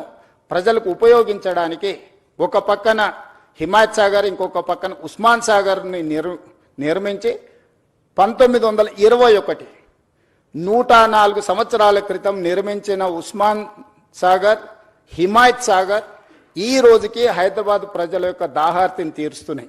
100 సంవత్సరాలు పూర్తయిన చెక్కు చెదరకుండా కట్టడాలు వరదల్ని నియంత్రించడమే కాకుండా హైదరాబాద్ నగర ప్రజల్ని కాపాడడమే కాకుండా ఈ నగరానికి వ్యాపారం కోసము, విద్య కోసము, ఉపాధి కోసం వచ్చే కోట్లాది మంది దాహార్తిని తీర్చే ప్రాజెక్టులుగా ఈరోజు ఒక గొప్ప మన్నన పొందిన ప్రాజెక్టులు నిజాం ప్రభువు నిర్మించిండు. 110 సంవత్సరాల క్రితము నిజాం సర్కారే ఇంత గొప్ప విజన్ తోటి నదీ పరివాహక ప్రాంతాన్ని కేవలం తాగునీరు కోసం ఉపయోగించలే. Historical heritage structures Taramati Baradari నుంచి మొదలు పెడితే Charminar, Salarjung museum, high court, city college, you name it anything, Quli Qutb Shahi tombs నుంచి మొదలు పెడితే ఒక గొప్ప సంస్కృతిని, వారసత్వ సంపదను, Osmania hospital, Osmania university, city hall, town hall, today it is council member of legislative council 16th నుంచి అక్కడ నడపబోతున్నాం. స్వతంత్రం వచ్చిన తర్వాత మనం ఏర్పాటు చేసుకున్న మొట్టమొదటి శాసనసభ సమావేశాలు ఆ టౌన్ హాల్లోనే ఆ రోజు మనకు అవకాశం వచ్చింది. ఈ విధంగా ఒక గొప్ప వారసత్వ సంపదను, ఒక గొప్ప గుర్తింపును ప్రపంచంలోనే ఒక మేటి నగరంగా నిజాం సర్కారు మనకు అందించిన ఈ హైదరాబాద్ నగరాన్ని ఇలాగే వదిలేద్దామా? ప్రపంచంలో జరుగుతున్న పరిణామాలు, పర్యావరణ మార్పులను పరిగణలోకి తీసుకోవాల్సిన అవసరం ఉన్నదా లేదా మనందరం ఆలోచన చేయాలి. ఈరోజు నేను ఎవరిని విమర్శించదలుచుకోలేదు, విమర్శించిన సమయాన్ని నేను వృధా చేసుకోదలుచుకోలేదు. కానీ నేను విజ్ఞప్తి చేయదలుచుకున్నాను. 12 సంవత్సరాలు కేంద్రంలో అధికారంలో ఉన్నవాళ్ళు, 10 సంవత్సరాలు రాష్ట్రంలో అధికారం ఉన్నవాళ్ళు, అభివృద్ధి చేసి తెలంగాణ స్టేట్ని గ్లోబల్ ముఖ చిత్రంలో పెట్టినామని చెప్పేవాళ్ళు, లేకపోతే మాకు ఇంటర్నేషనల్ ఎక్స్పోజర్ ఉంది, లేకపోతే మాకు అపారమైన మేధా సంపత్తి ఉందని చెప్పేవాళ్ళు ఎందుకు ఈరోజు ఈ ప్రాజెక్టులను అడ్డుకునే ప్రయత్నం చేస్తున్నారు? ఎందుకు సూచనలు ఇవ్వడానికి ప్రయత్నం చేస్తలేరు? If I do something wrong, you tell me what is that wrong, you find out, you suggest. I'm there to take your suggestions, I'm there to implement your suggestions. But you are simply saying that no, no is not solution for MUSI rejuvenation. This is what my answer. This is how I am going to react. ఈ రోజు ఏం చెయ్యాలనుకుంటున్నామో సాంకేతిక పరంగా ప్రపంచంలో ఎక్స్పర్ట్స్ని అందరిని ఒక దగ్గర కూర్చోబెట్టి, మన్హాటన్ నుంచి మొదలు పెడితే Cushman Wakefield, Rio, these are the world's best experts in financial consultants, in water reservation and construction side. So we are paying almost 160 crores for those consultants for this project. We have not appointed this consultant just like that. We have called global tenders. We have seen everything. We have seen their completion projects. ఇట్లాంటివన్నిటిని పరిగణలోకి తీసుకొని ఒక మంచి ఉద్దేశంతో ఈ నగరాన్ని రక్షించుకోవాలి, ఈరోజు 1,34,00,000 జనాభా ఉంది. 2050కి నెక్స్ట్ 25 ఇయర్స్లో 24 ఇయర్స్లో 2,80,00,000 జనాభాకి మనం చేరుకోబోతున్నాము. ఈ ప్రజలకు అందరికీ కూడా జవాబు ఇవ్వాల్సిన బాధ్యత, ఈ ప్రజలకు మౌలిక వసతులను ఏర్పాటు చేయాల్సిన బాధ్యత మా ప్రభుత్వం మీద ఉన్నది, ప్రజలు ఎన్నుకున్న ప్రభుత్వం మీద ఉన్నది. ఆనాడు చంద్రబాబు నాయుడు గారు, రాజశేఖర రెడ్డి గారు ఔటర్ రింగ్ రోడ్డు, అంతర్జాతీయ ఎయిర్పోర్టు, హైటెక్ సిటీ, అంతర్జాతీయ స్థాయికి సంబంధించిన Microsoft, Infosys or any other Google లాంటి సంస్థల్ని ఈ నగరానికి తేకపోయి ఉంటే ఈరోజు మన ఆర్థిక వ్యవస్థ బాగుపడి ఉండేదా? ఈరోజు ప్రపంచంలో మనకు గుర్తింపు వచ్చి ఉండేదా? 94 to 2004 TDP, 2004 to 2014 Congress, 2014 to 2024 TRS. But we have made all policies from 94 to 2014. All these 25 years we have planned like anything. We may have a political differences, we may have a issue-based arguments, but we have not defeated our policies. There is no policy paralysis in our government. Today also I am continuing all those policies from 94 to 2024. All these 30 years, whatever the then governments have taken certain policies, the best policy, the best practice is I am continuing. The other issues, wherever I am getting some problem, wherever I am getting some feedback, I am improving my policies. I have changed my working style. You know, I am an aggressive speaker in political platform. People have seen only one face. Today I wanted to show my other face. Today I got a responsible position. I have to deliver. I cannot sit just like that. ఇంత పెద్ద బాధ్యత ఇచ్చినప్పుడు ఏమి చేయకుండా కూర్చొని 16-17 మంది ముఖ్యమంత్రులు ఉమ్మడి రాష్ట్రంలో, తెలంగాణ రాష్ట్రంలో వస్తే కొద్ది మందే గుర్తున్నారు. ఎందుకు? వాళ్ళు చరిత్రకు అవసరమైన, భవిష్యత్ తరాలకు అవసరమైన ప్రణాళికలు రచించి సరైన నిర్ణయాలు తీసుకోవడం వల్ల ఈరోజు చరిత్ర వాళ్ళని గుర్తుపెట్టుకున్నది. నిజాం పోయినా, నిజాం వారసులు లేకపోయినా ఈరోజు అభివృద్ధి అనే ప్రణాళికల మీద చర్చ చేసినప్పుడు నిజాం గురించి మనం ఎందుకు చర్చించుకుంటున్నాం? రాచరికంలో ఉన్న ఒక రాజు గురించి ఈరోజు మనం అతన్ని చర్చించకుండా మనకు చరిత్రనే లేదు. అతను నిర్మించిన వారసత్వ సంపదను వినియోగించకుండా మన అభివృద్ధి ప్రణాళికలే లేవు. Charminar, it is not symbol of Charminar, just tourism spot. He has designed everything around Charminar. You go and see special economic, he has created special economic zone. మీకు అక్కడ పర్ల్స్ మన దగ్గర ఉత్పత్తి, వరల్డ్స్ బెస్ట్ పర్ల్స్ మీకు చార్మినార్ దగ్గర దొరుకుతాయి. World's best bangles Charminar దొరుకుతాయి. మీకు పత్తర్ గట్టి, కబూతర్ ఖానా, Mozamjahi market, you see everything. ప్రపంచంలో దొరికే ప్రతి వస్తువును గుల్జార్ హౌస్ నుంచి మొదలు పెడితే చార్మినార్ చుట్టూతా ఒక స్పెషల్ ఎకనామిక్ జోన్ను నిజాం సర్కార్ క్రియేట్ చేసింది. కాబట్టి ప్రపంచంలో ఏ పర్యాటకులకు వచ్చినా ఆడపిల్లలకు గాజులు కొనుక్కోవాలన్నా, లేకపోతే కన్న కూతుర్లకి మీకు పర్ల్స్ కొనుక్కోవాలనుకున్నా, లేకపోతే ఇతర ఏం కొనుక్కోవాలన్నా, ఏ రకమైన పక్షులు, జంతువులు ప్రపంచంలో ఎలాంటి పక్షిని, ఎలాంటి జంతువుని చూడాలన్నా కబూతర్ ఖానాకి వెళ్తే నువ్వు అన్ని చూడగలుగుతావు. ప్రపంచంలో పండించే ప్రతి ఫ్రూట్ని మోజంజాయ్ మార్కెట్కి వెళ్తే మనం చూడగలుగుతాం. ప్రపంచంలో ఉండే ప్రతి వస్తువును ఆ చార్మినార్ చుట్టూతా ఒక స్పెషల్ ఎకనామిక్ జోన్. సో ప్రతి అంశాన్ని నిజాం ఆ రోజు విజువలైజ్ చేసి భవిష్యత్ తరాలకు ఏం అవసరం ఉందో ఒక స్పెషల్ ఎకనామిక్ జోన్నే మనకి ఇచ్చిండు. ఎడ్యుకేషనల్ ఇన్స్టిట్యూట్, ఉస్మానియా యూనివర్సిటీ నుంచి Nizam college, Aliya junior college, NIMS orthopaedic, Niloufer hospital, you see every specialisation. ఈరోజు కార్పొరేట్ హాస్పిటల్స్ మేము స్పెషలైజ్ చేసినాం, స్పెషలైజ్డ్ హాస్పిటల్స్ ప్రారంభించినాం అని ఈరోజు చెప్తారు. కానీ 100 years back, way back, Nizam has created everything. ఇంత అద్భుతమైన నగరాన్ని మనకు వారసత్వం ఇస్తే ఈ గొప్ప మూసా నది, ఈసా నది సంగమం, ఎక్కడైతే సముద్రాల సంగమం, నదుల సంగమం ఉందో, మహాత్మా గాంధీ గారిని ఆనాటి దుర్మార్గులు పొట్టన పెట్టుకుంటే వారి అస్థికలను, వారి స్ఫూర్తినివ్వడానికి వివిధ రాష్ట్రాలకు, దేశంలో వివిధ ప్రాంతాలలో పెట్టారు. కన్యాకుమారి దగ్గర 2 సముద్రాలు కలిసే చోట మహాత్మా గాంధీ గారి యొక్క అస్థికలను పెట్టడం ద్వారా ఈరోజు అదొక పెద్ద పర్యాటక కేంద్రంగా ప్రపంచం అంతా అక్కడికి వచ్చి చూస్తుంది. కన్యాకుమారిలో ఏదైతే నిర్ణయం తీసుకొని పెట్టినరో ఈరోజు మూసా ఈసా నదుల సంగమం లంగర్ హౌస్లో కూడా బాపు ఘాట్ కూడా అలాంటిదే. కానీ బాపు ఘాట్ ఎందుకు కనుమరుగైంది? బాపు ఘాట్ ఉంది, 2 నదుల సంగమం అని ఇక్కడ ఉన్న ఎంతమంది మనం గుర్తించి మనం ఆ ప్రాంతాన్ని చూడడానికి మనం వెళ్తున్నాం? ఎందుకు మనం ఇంత వారసత్వ సంపదను మనం ఎందుకు కోల్పోతున్నాం? ఈరోజు మూసా నది ఈసా నదితో మూసీ నదిని పునరుజ్జీవింపజేయడానికి సమస్య అవుతుంది అనుకున్నప్పుడు ఈరోజు గోదావరి నదీ జలాలను 20 టీఎంసీలను తరలించి దాదాపుగా 2.5-3 టీఎంసీలు నిరంతరం హైదరాబాద్ నగరంలో ప్రవహించే మూసీ నదిలో కంటిన్యూస్గా ఆ నీటిని ప్రవహింపజేయాలని మిగతా 17.5 టీఎంసీ హైదరాబాద్ నగర ప్రజల యొక్క దాహార్తిని తీర్చడానికి ఈరోజు పనులను ప్రారంభించినాం.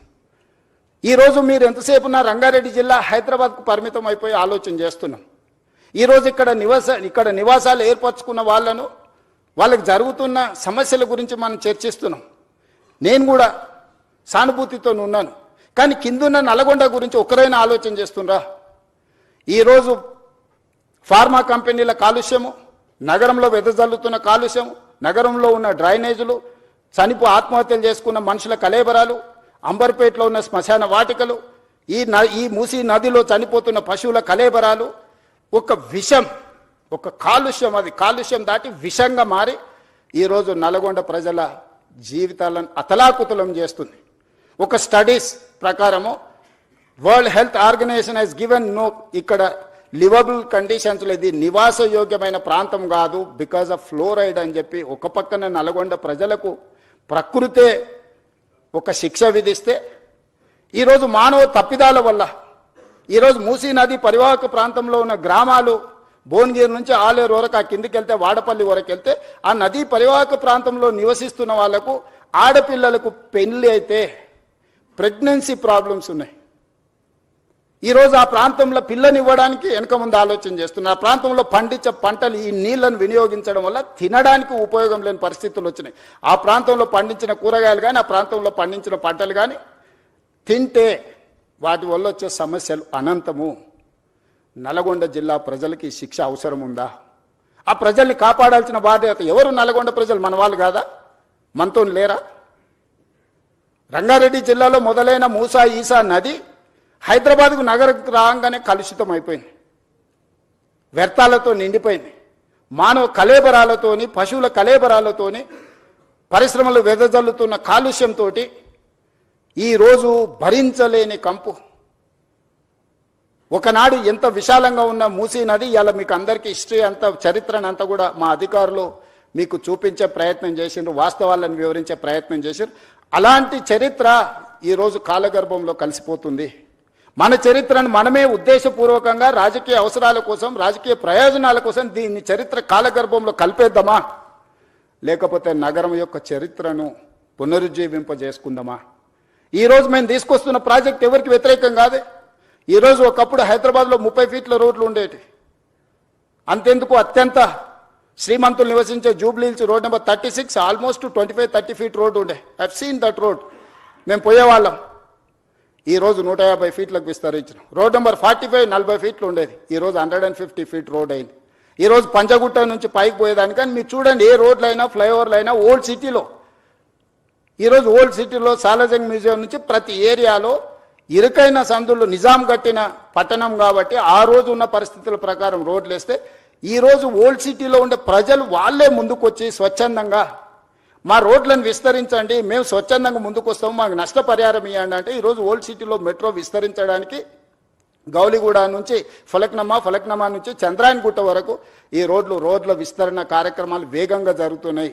మనం మెట్రో రైలు నిర్మించుకోవడానికి ఇవాళ ఓల్డ్ సిటీలో ఉన్న పౌరులందరూ ముందుకొచ్చి, ప్రజాప్రతినిధులందరూ ముందుకొచ్చి, అక్కడ ఉన్న ఎమ్మెల్యేలు ఎంపీలందరూ ముందుకొచ్చి ప్రభుత్వానికే విజ్ఞప్తి చేసి మేము కూడా ప్రపంచంతో పోటీ పడే విధంగా అభివృద్ధి చెందాలనుకుంటున్నాం. ఇంకెంతకాలం మేము ఈ మురికి కూపంలో మేము జీవించదలుచుకోలేదు, మాకు సరైన నష్టపరిహారం ఇచ్చి మా ప్రాంతాన్ని అభివృద్ధి చేయండి అని ఆ పార్లమెంట్ సభ్యుడు, ఆ శాసనసభ్యులు ముందుకు వస్తే ఈరోజు వేలాది కోట్ల రూపాయలు అక్కడ ఈ నగర అభివృద్ధి కోసం, ఈ రోడ్ల విస్తరణ కోసం, ఎలివేటెడ్ కారిడార్ల కోసం, మెట్రో రైల్ కోసం, మిరాలం ట్యాంక్ కేబుల్ బ్రిడ్జ్ కోసం ఈరోజు మనం వేల కోట్ల రూపాయలు ఖర్చు పెడుతున్నాం. ఈరోజు మా ఆలోచన, మా ప్రభుత్వం యొక్క ఉద్దేశం ఎవరికో నష్టం కలిగించాలని కాదు. ఎవరైనా మూసి మురికి ఇప్పుడు మీరు చూసిండ్రు ఎంత కాలుష్యం ఉందో, ఎవరైనా కోరుకొని అక్కడ జీవించాలని అనుకుంటాడా? ఏ ఆధారం లేనోళ్ళు, ఎలాంటి ఆదరణ లేనోళ్ళు, ఏ ప్రభుత్వం ఏం వసతులు కల్పించనప్పుడు ఇక చివరి మజిలీగా మూసీ నది పరివాహక ప్రాంతంలో వాళ్ళు నివసించాలనుకుంటున్నారు. అక్కడున్న దోమలు, అక్కడున్న కంపు, అక్కడున్న మురికి, వాళ్ళ పిల్లలు పొద్దున్న లేస్తే బడికి పోవడానికి బడి లేదు, వాళ్ళకు వైద్యం లేదు, ఆ పిల్లలకు ఆడుకోవడానికి చిన్న ఆట స్థలం లేదు, నివసించడానికి ఒక కుటుంబం భార్యాభర్తలు కలిసి ఉండడానికి కూడా అక్కడ వసతులు లేవు. వర్షాలు వచ్చినప్పుడు, వరద వచ్చినప్పుడు ప్రాణాలు అరిచేత పట్టుకొని అర్ధరాత్రి పూట పరిగెత్తాలి ఎక్కడికో. నిల్వ నీడ లేని వాళ్ళే ఈరోజు మూసీ నది పరివాహక ప్రాంతంలో ఈరోజు నివసిస్తున్నారు. ఇవాళ మూసీ పరివాహక ప్రాంతంలో అటొక కిలోమీటర్ ఇటొక కిలోమీటర్ మొత్తం ఆక్రమించుకొని బుల్డోజర్లు తీసుకొచ్చి మొత్తం కూలగొట్టేస్తాడు రేవంత్ రెడ్డి అంటుండు. అసలు ఏమైనా చదువుకున్న వాళ్ళు లేకపోతే లోక పరిజ్ఞానం ఉండే వాళ్ళు మాట్లాడే మాటలేనా? Why should I do all those things? Government of India, central water commission, Jal Shakti ministry, they have notified certain norms. అది నేను చేసింది కాదు, కేంద్ర ప్రభుత్వం తీసుకొచ్చిన చట్టాలు. కేంద్ర ప్రభుత్వంలో అధికారంలో ఉన్న వాళ్ళు, పార్లమెంట్ సభ్యులు ఉన్న వాళ్ళు పార్లమెంట్లో చట్టం వచ్చినప్పుడు గొప్పగా ఉందని బల్లలు చేర్చి ఆ చట్టాన్ని చేస్తారు. ఆ చట్టాన్ని తెలంగాణలో ఇంప్లిమెంట్ చేస్తామంటే మేము అడ్డం పడతామంటారు. ఈ విచిత్రం, ఇలాంటి ఆలోచనలని మనమందరం నియంత్రించాల్సిన అవసరం ఉంది. మనం మాట్లాడాలి. బాగున్నది అనుకున్న వాళ్ళేం ఏమనడం లేదు, అడ్డుకోవాలనుకున్న వాళ్ళేం గట్టిగా అరుస్తున్నారు. ఈ రెండింటికున్న చిన్న తారతమ్యాన్ని ఈరోజు నదీ పరివాహక ప్రాంతాన్ని పునరుజ్జీవింపజేయడమే కాదు, నదీ పరివాహక ప్రాంతంలో ఒక సంస్కృతిని, ఒక కల్చరల్ కనెక్ట్ని, ఒక హెరిటేజ్ కనెక్ట్ని, ఒక ఎకనామిక్ జోన్ని, ఈరోజు లేక్ రిజర్వేషన్, నేను హైడ్రా తీసుకొచ్చినప్పుడు చాలామంది చాలా రకాలుగా బాధపడ్డారు, చాలా రకాలుగా శాపనార్థాలు పెట్టిండ్రు. కానీ ఈరోజు ఏ లేక్స్ అయితే మేము రిస్టోర్ చేసినామో ఆ లేక్స్ని ఈరోజు అభివృద్ధి చేసి ప్రజలకు అంకితం చేస్తున్నప్పుడు వేలాది మంది వచ్చి మన కుక్కట్పల్లి నల్లచెరువు ప్రారంభోత్సవానికి పోతే బిల్డింగ్ల మీద నుంచి వేలాది మంది, నేను రోడ్డు మధ్యలో వెళ్తుంటే ఏదో పక్క దేశంతో యుద్ధం చేసి మనం సాధించి వస్తే వచ్చినప్పుడు వెల్కమ్ చేసినట్టు, లేకపోతే వరల్డ్ కప్ క్రికెట్ గెలిచిన ప్లేయర్ వస్తే వెల్కమ్ చేసినట్టు కాలనీలో అందరు ఆడపిల్లలు పెద్దలు అందరు వచ్చి స్వాగతం పలికాను. నల్ల చెరువు 100% ఆక్రమణకు గురయ్యి ఒక కలుషితమైన ప్రాంతంగా చేస్తే ధైర్యంగా ఏమన్నా కానీ పర్వాలేదు, ఎవరు ఏమైనా అనుకోండి అని చెప్పి బుల్డోజ్ చేసినాం. బుమ్రక్ దౌలా ఈరోజు ఓల్డ్ సిటీలో మన సర్దార్ వల్లభాయ్ పటేల్ అకాడమీ ఎదురుగ్గా ఒకప్పుడు ఆ బుమ్రక్ దౌలా నిజాం కుటుంబము తాగడానికి నీళ్లకు అక్కడ మెడిసినల్ ప్లాంట్స్ పెట్టి అక్కడ వాటర్ రిస్టోర్ చేసి ఫిల్టర్ బెడ్స్ పెట్టి వాటి నుంచి తీసుకొచ్చి అక్కడి నుంచే వాళ్ళ కుటుంబానికి తాగడానికి నీళ్లు తీసుకెళ్ళి అంత గొప్ప లేక్ని మొత్తం ఆక్రమించుకోవడమే కాబట్టి కలుషితో నిండిపోయింది. వాటి అన్నిటిని క్లీన్ చేసి మన ప్రారంభోత్సవానికి పోతే నార్మల్గా ఓల్డ్ సిటీలో ఇట్లాంటి యాక్టివిటీని అసలు అలౌ చేయరు. వాళ్ళంతా యునైట్ అయ్యి ఒక రకమైన రాజకీయంగా ఒక రకమైన నిర్బంధమైన పరిస్థితులు ఉంటాయి. కానీ వాళ్ళే ముందుకొచ్చి అక్కడ ఉండే ఎమ్మెల్యేలు, ఎమ్మెల్సీలు, ఎంపీలు అందరూ ముందుకొచ్చి one of the best project మాకు ఇచ్చినావు, ఇంత అద్భుతంగా ఇది వస్తుందని మేము ఊహించలేదు. ఈరోజు వేలాది కుటుంబాలు ఇక్కడికి వచ్చి ఉదయం మార్నింగ్ వాక్ నుంచి ఈవినింగ్ సాయంత్రం అక్కడ జిమ్, ఓపెన్ ఎయిర్ జిమ్ పెట్టడం, మిగతా లేక్ ఎకానమీ కింద స్వయం సహాయక సంఘాలకు అక్కడ ఏర్పాటు చేయడంతో ఈరోజు ఆర్థిక వ్యవస్థ బలపడ్డది. ఆ పక్కన ఉండే వేలాది కుటుంబాలకు ఒక పర్యాటక కేంద్రంగా మారింది. ఈరోజు ప్రతి అంశాన్ని సాంకేతికంగా ఒక మానవీయ కోణంలో హ్యూమన్ టచ్ మేము ఎక్కడ మిస్ కాలే. ఎవరు అక్కడ నివసించాలని కోరుకోరు. ఇవాళ మాట్లాడుతున్న వాళ్ళు దాని పక్కన నివసించగలరా? ఇవాళ అడ్డుకుంటున్న వాళ్ళని ఒక 3 నెలలు వాళ్ళ కుటుంబ సభ్యులతోనే అక్కడ ఉండమనుండ్రి.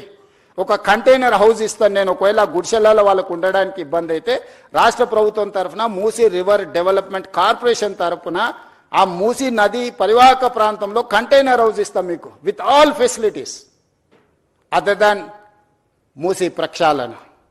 ఎట్లుందో యాజ్ ఇట్ ఈస్గా వద్దంటున్న వాళ్ళందరికీ ఒక్కొక్కరికి ఒక్కొక్క ప్లేస్లో ఎవ్రీ 1/2 కిలోమీటర్ 55 కిలోమీటర్లు ఉంది. 100 మందికి నేను అకామిడేట్ చేయగలుగుతాను. 2 పక్కలైతే 200 మందికి 200 మందికి ఒక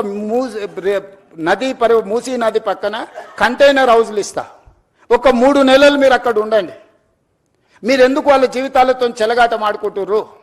వాళ్ళ జీవితాలలో వెలుగు రావద్దా? వాళ్ళ జీవితాలు బాగుపడొద్దా? వాళ్ళు ఈ దోమల నుంచి మురికి నుంచి వాళ్ళు బయటపడొద్దా? వాళ్ళ పిల్లలు చదువుకోవద్దా? వాళ్ళకు వైద్యం అందొద్దా? వాళ్ళ అభివృద్ధి పదం వైపు నడవద్దా? ఈరోజు ఓల్డ్ సిటీలో ఉండే పిల్లలకు ఉద్యోగం లేదు. ఈరోజు మీరు అందరు బాగా చదువుకున్న వాళ్ళు ఏఐ వచ్చింది, వైట్ కాలర్ జాబ్స్ అని పోతాయి అంటున్నారు. ఓకే ఫైన్, దాన్ని మీరు ఎట్లా ఆపలేరు, మనం ఎవరం ఆపలేము. వచ్చే సాంకేతిక విప్లవాన్ని మనం ఆమోదించాల్సిందే. మనకి ఇష్టం ఉన్నా లేకున్నా అది మనల్ని దాటుకొని వెళ్ళిపోతూనే ఉంది. మరి వైట్ కాలర్ జాబ్స్ అన్ని పోయినప్పుడు, ఏఐ మొత్తం ఉద్యోగ అవకాశాలను ఆక్రమించుకున్నప్పుడు బ్లూ కాలర్ జాబ్స్ క్రియేట్ చేయాల్సిన బాధ్యత మన మీద లేదా? బ్లూ కాలర్ జాబ్స్ క్రియేట్ చేయకుండా, వాళ్లకు సాంకేతిక నైపుణ్యాన్ని అందించకుండా, రీస్కిల్ అప్స్కిల్ చేయకుండా, సెల్ఫ్ ఎంప్లాయ్మెంట్ క్రియేట్ చేయకుండా, మూసీ నది పరివాహక ప్రాంతాన్ని నైట్ ఎకానమీ కింద మార్చి ప్రపంచ దేశాలతో పోటీ పడకుండా, ఒక పర్యాటక క్షేత్రంగా, ఒక పర్యాటక కేంద్రంగా, ఒక ఆర్థిక వ్యవస్థగా అభివృద్ధి చేసుకోకుండా ఇంకా వెనక్కి వెళ్ళిపోదామా? రాతి యుగాల వైపు ప్రయాణిద్దామా? ఒకప్పుడు అడవుల్లో మనం ఆకుల అలాలు కట్టుకొని ఉండేది, తర్వాత కొంచెం బట్టలు కట్టుకునే కాడికి అట్లా ఇప్పుడు సూట్ వేసుకునే కాడికి ఇప్పుడు మోడర్న్ సొసైటీకి వచ్చినాం. ఇదంతా సమాజంలో పరిణామ క్రమంలో వచ్చిన అభివృద్ధి కదా. ఈ అభివృద్ధిని మనం అడ్డుకున్నామా? 100 సంవత్సరాల క్రితం వచ్చిన వరదల్ని దృష్టిలో పెట్టుకొని నిజాం చేసిన దాంట్లో 10% కూడా ఈరోజు మనం చేయాలనే ప్రయత్నం చేయకపోతే ఈ చరిత్ర మనల్ని క్షమిస్తుందా?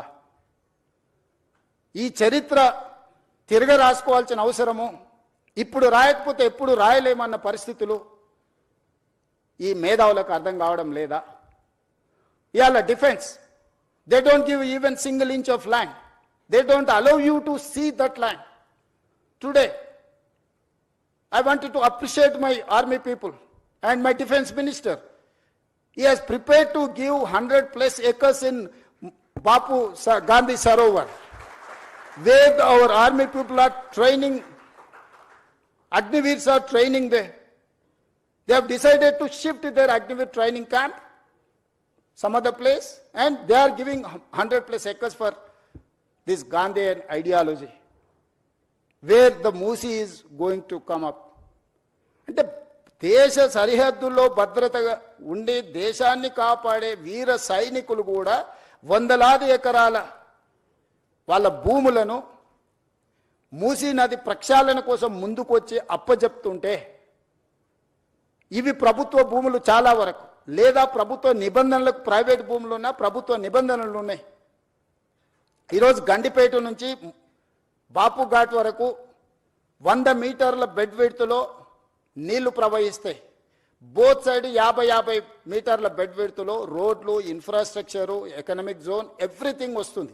అంటే నది సెంటర్ నుంచి లెక్క పెడితే ఇటు సైడ్ ఒక 100 మీటర్లు, ఇటు సైడ్ ఒక 100 మీటర్లు, కంప్లీట్గా 200 మీటర్ల లోపలనే నీళ్లను నియంత్రించడమే కాకుండా నీళ్లకు సరైన దారి. ఈరోజు మీరు ఎస్టీ పిల్లల పైప్ లైన్లన్నీ మూసీ నదిలో కట్టిండ్రు, మధ్యలో కట్టిరు. వరద రాగానే అడ్డుకోవడంతో ఆ నీళ్లు కాలనీలకు వస్తున్నాయి.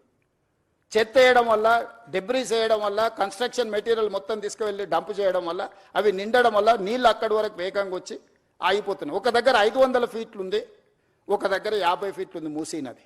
500 ఫీట్లలో ఉండే వరద 50 ఫీట్లకు రాగానే మొత్తం నీళ్లు నిండి వెనక్కి వచ్చి కాలనీలన్నీ నీటిమయం అయిపోతున్నాయి. ఎన్ని వేల మంది నిరాశ్రయులైన, 10 లక్షల మంది పోయినసారి 2019-20లో వరదలు వచ్చినప్పుడు మొత్తం వాళ్ళ సర్వం కోల్పోయినారు.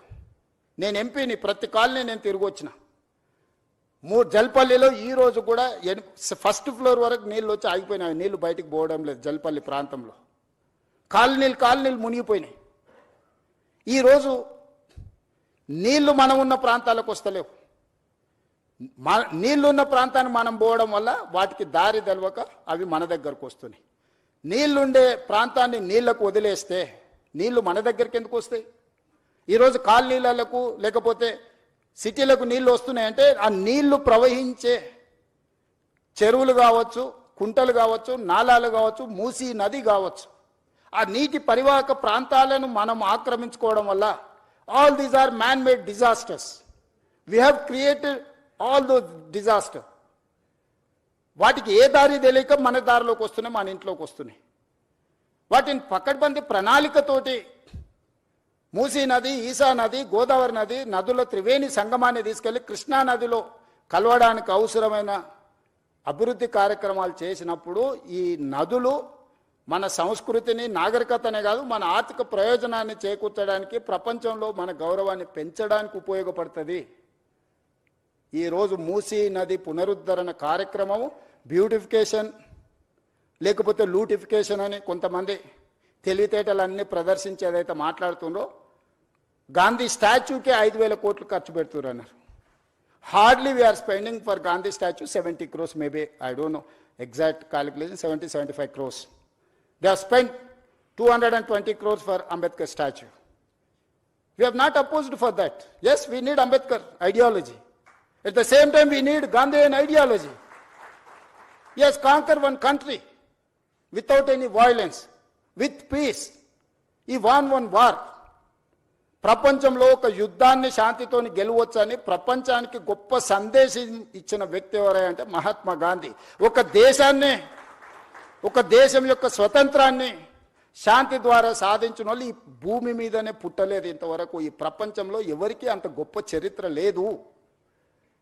30 సంవత్సరాలు బ్రిటిషర్స్కి వ్యతిరేకంగా పోరాటం చేస్తే గాంధీ మీద కూడా లాఠీ ఎత్తలే. కానీ స్వతంత్రం వచ్చిన 6-7 నెలలనే కొంతమంది బుల్లెట్తో పొట్టన పెట్టుకున్నారు గాంధీని. వాళ్ళు కూడా నీతులు చెప్తారు, ఇంకా నేనేం చెప్పాలి? అందుకే ఈరోజు మీ అందరికీ నా విజ్ఞప్తి ఒకటే, ముందుకెళ్ళడానికి సూచన చేయండి. ఏ పేదవాడికి అన్యాయం జరగని, ఏ పేదవాడిని నిరాశ్రయం చేయం. ఈ ప్రభుత్వం పేదలకు ఇబ్బంది కలిగించడానికి, ఈ ప్రభుత్వం పేదలకు నష్టం కలిగించడానికి, లేకపోతే ఈ ప్రభుత్వం కొంతమంది రియల్ ఎస్టేట్ సంస్థలతో ఆర్థిక ప్రయోజనాల కోసం పనిచేయడం లేదు. ఈ ప్రభుత్వం మన నగరాన్ని, మన రాష్ట్రాన్ని గొప్ప అభివృద్ధి చెందిన నగరంగా, గొప్ప ఆర్థిక రాష్ట్రంగా నిలబెట్టాలనుకుంటున్నాము. ఇందులో మనం అందరం భాగస్వాములము. ఈరోజు మనం చేయబోయే పని 100 సంవత్సరాల క్రితం నిజాం చేసిన పనుల్ని ఈరోజు మనం ఆస్వాదిస్తున్నాము. ఈరోజు మనకు తాగడానికి నీళ్ళంటే గండిపేట వైపు చూడాలి, హిమాయత్ సాగర్ వైపు చూడాలి.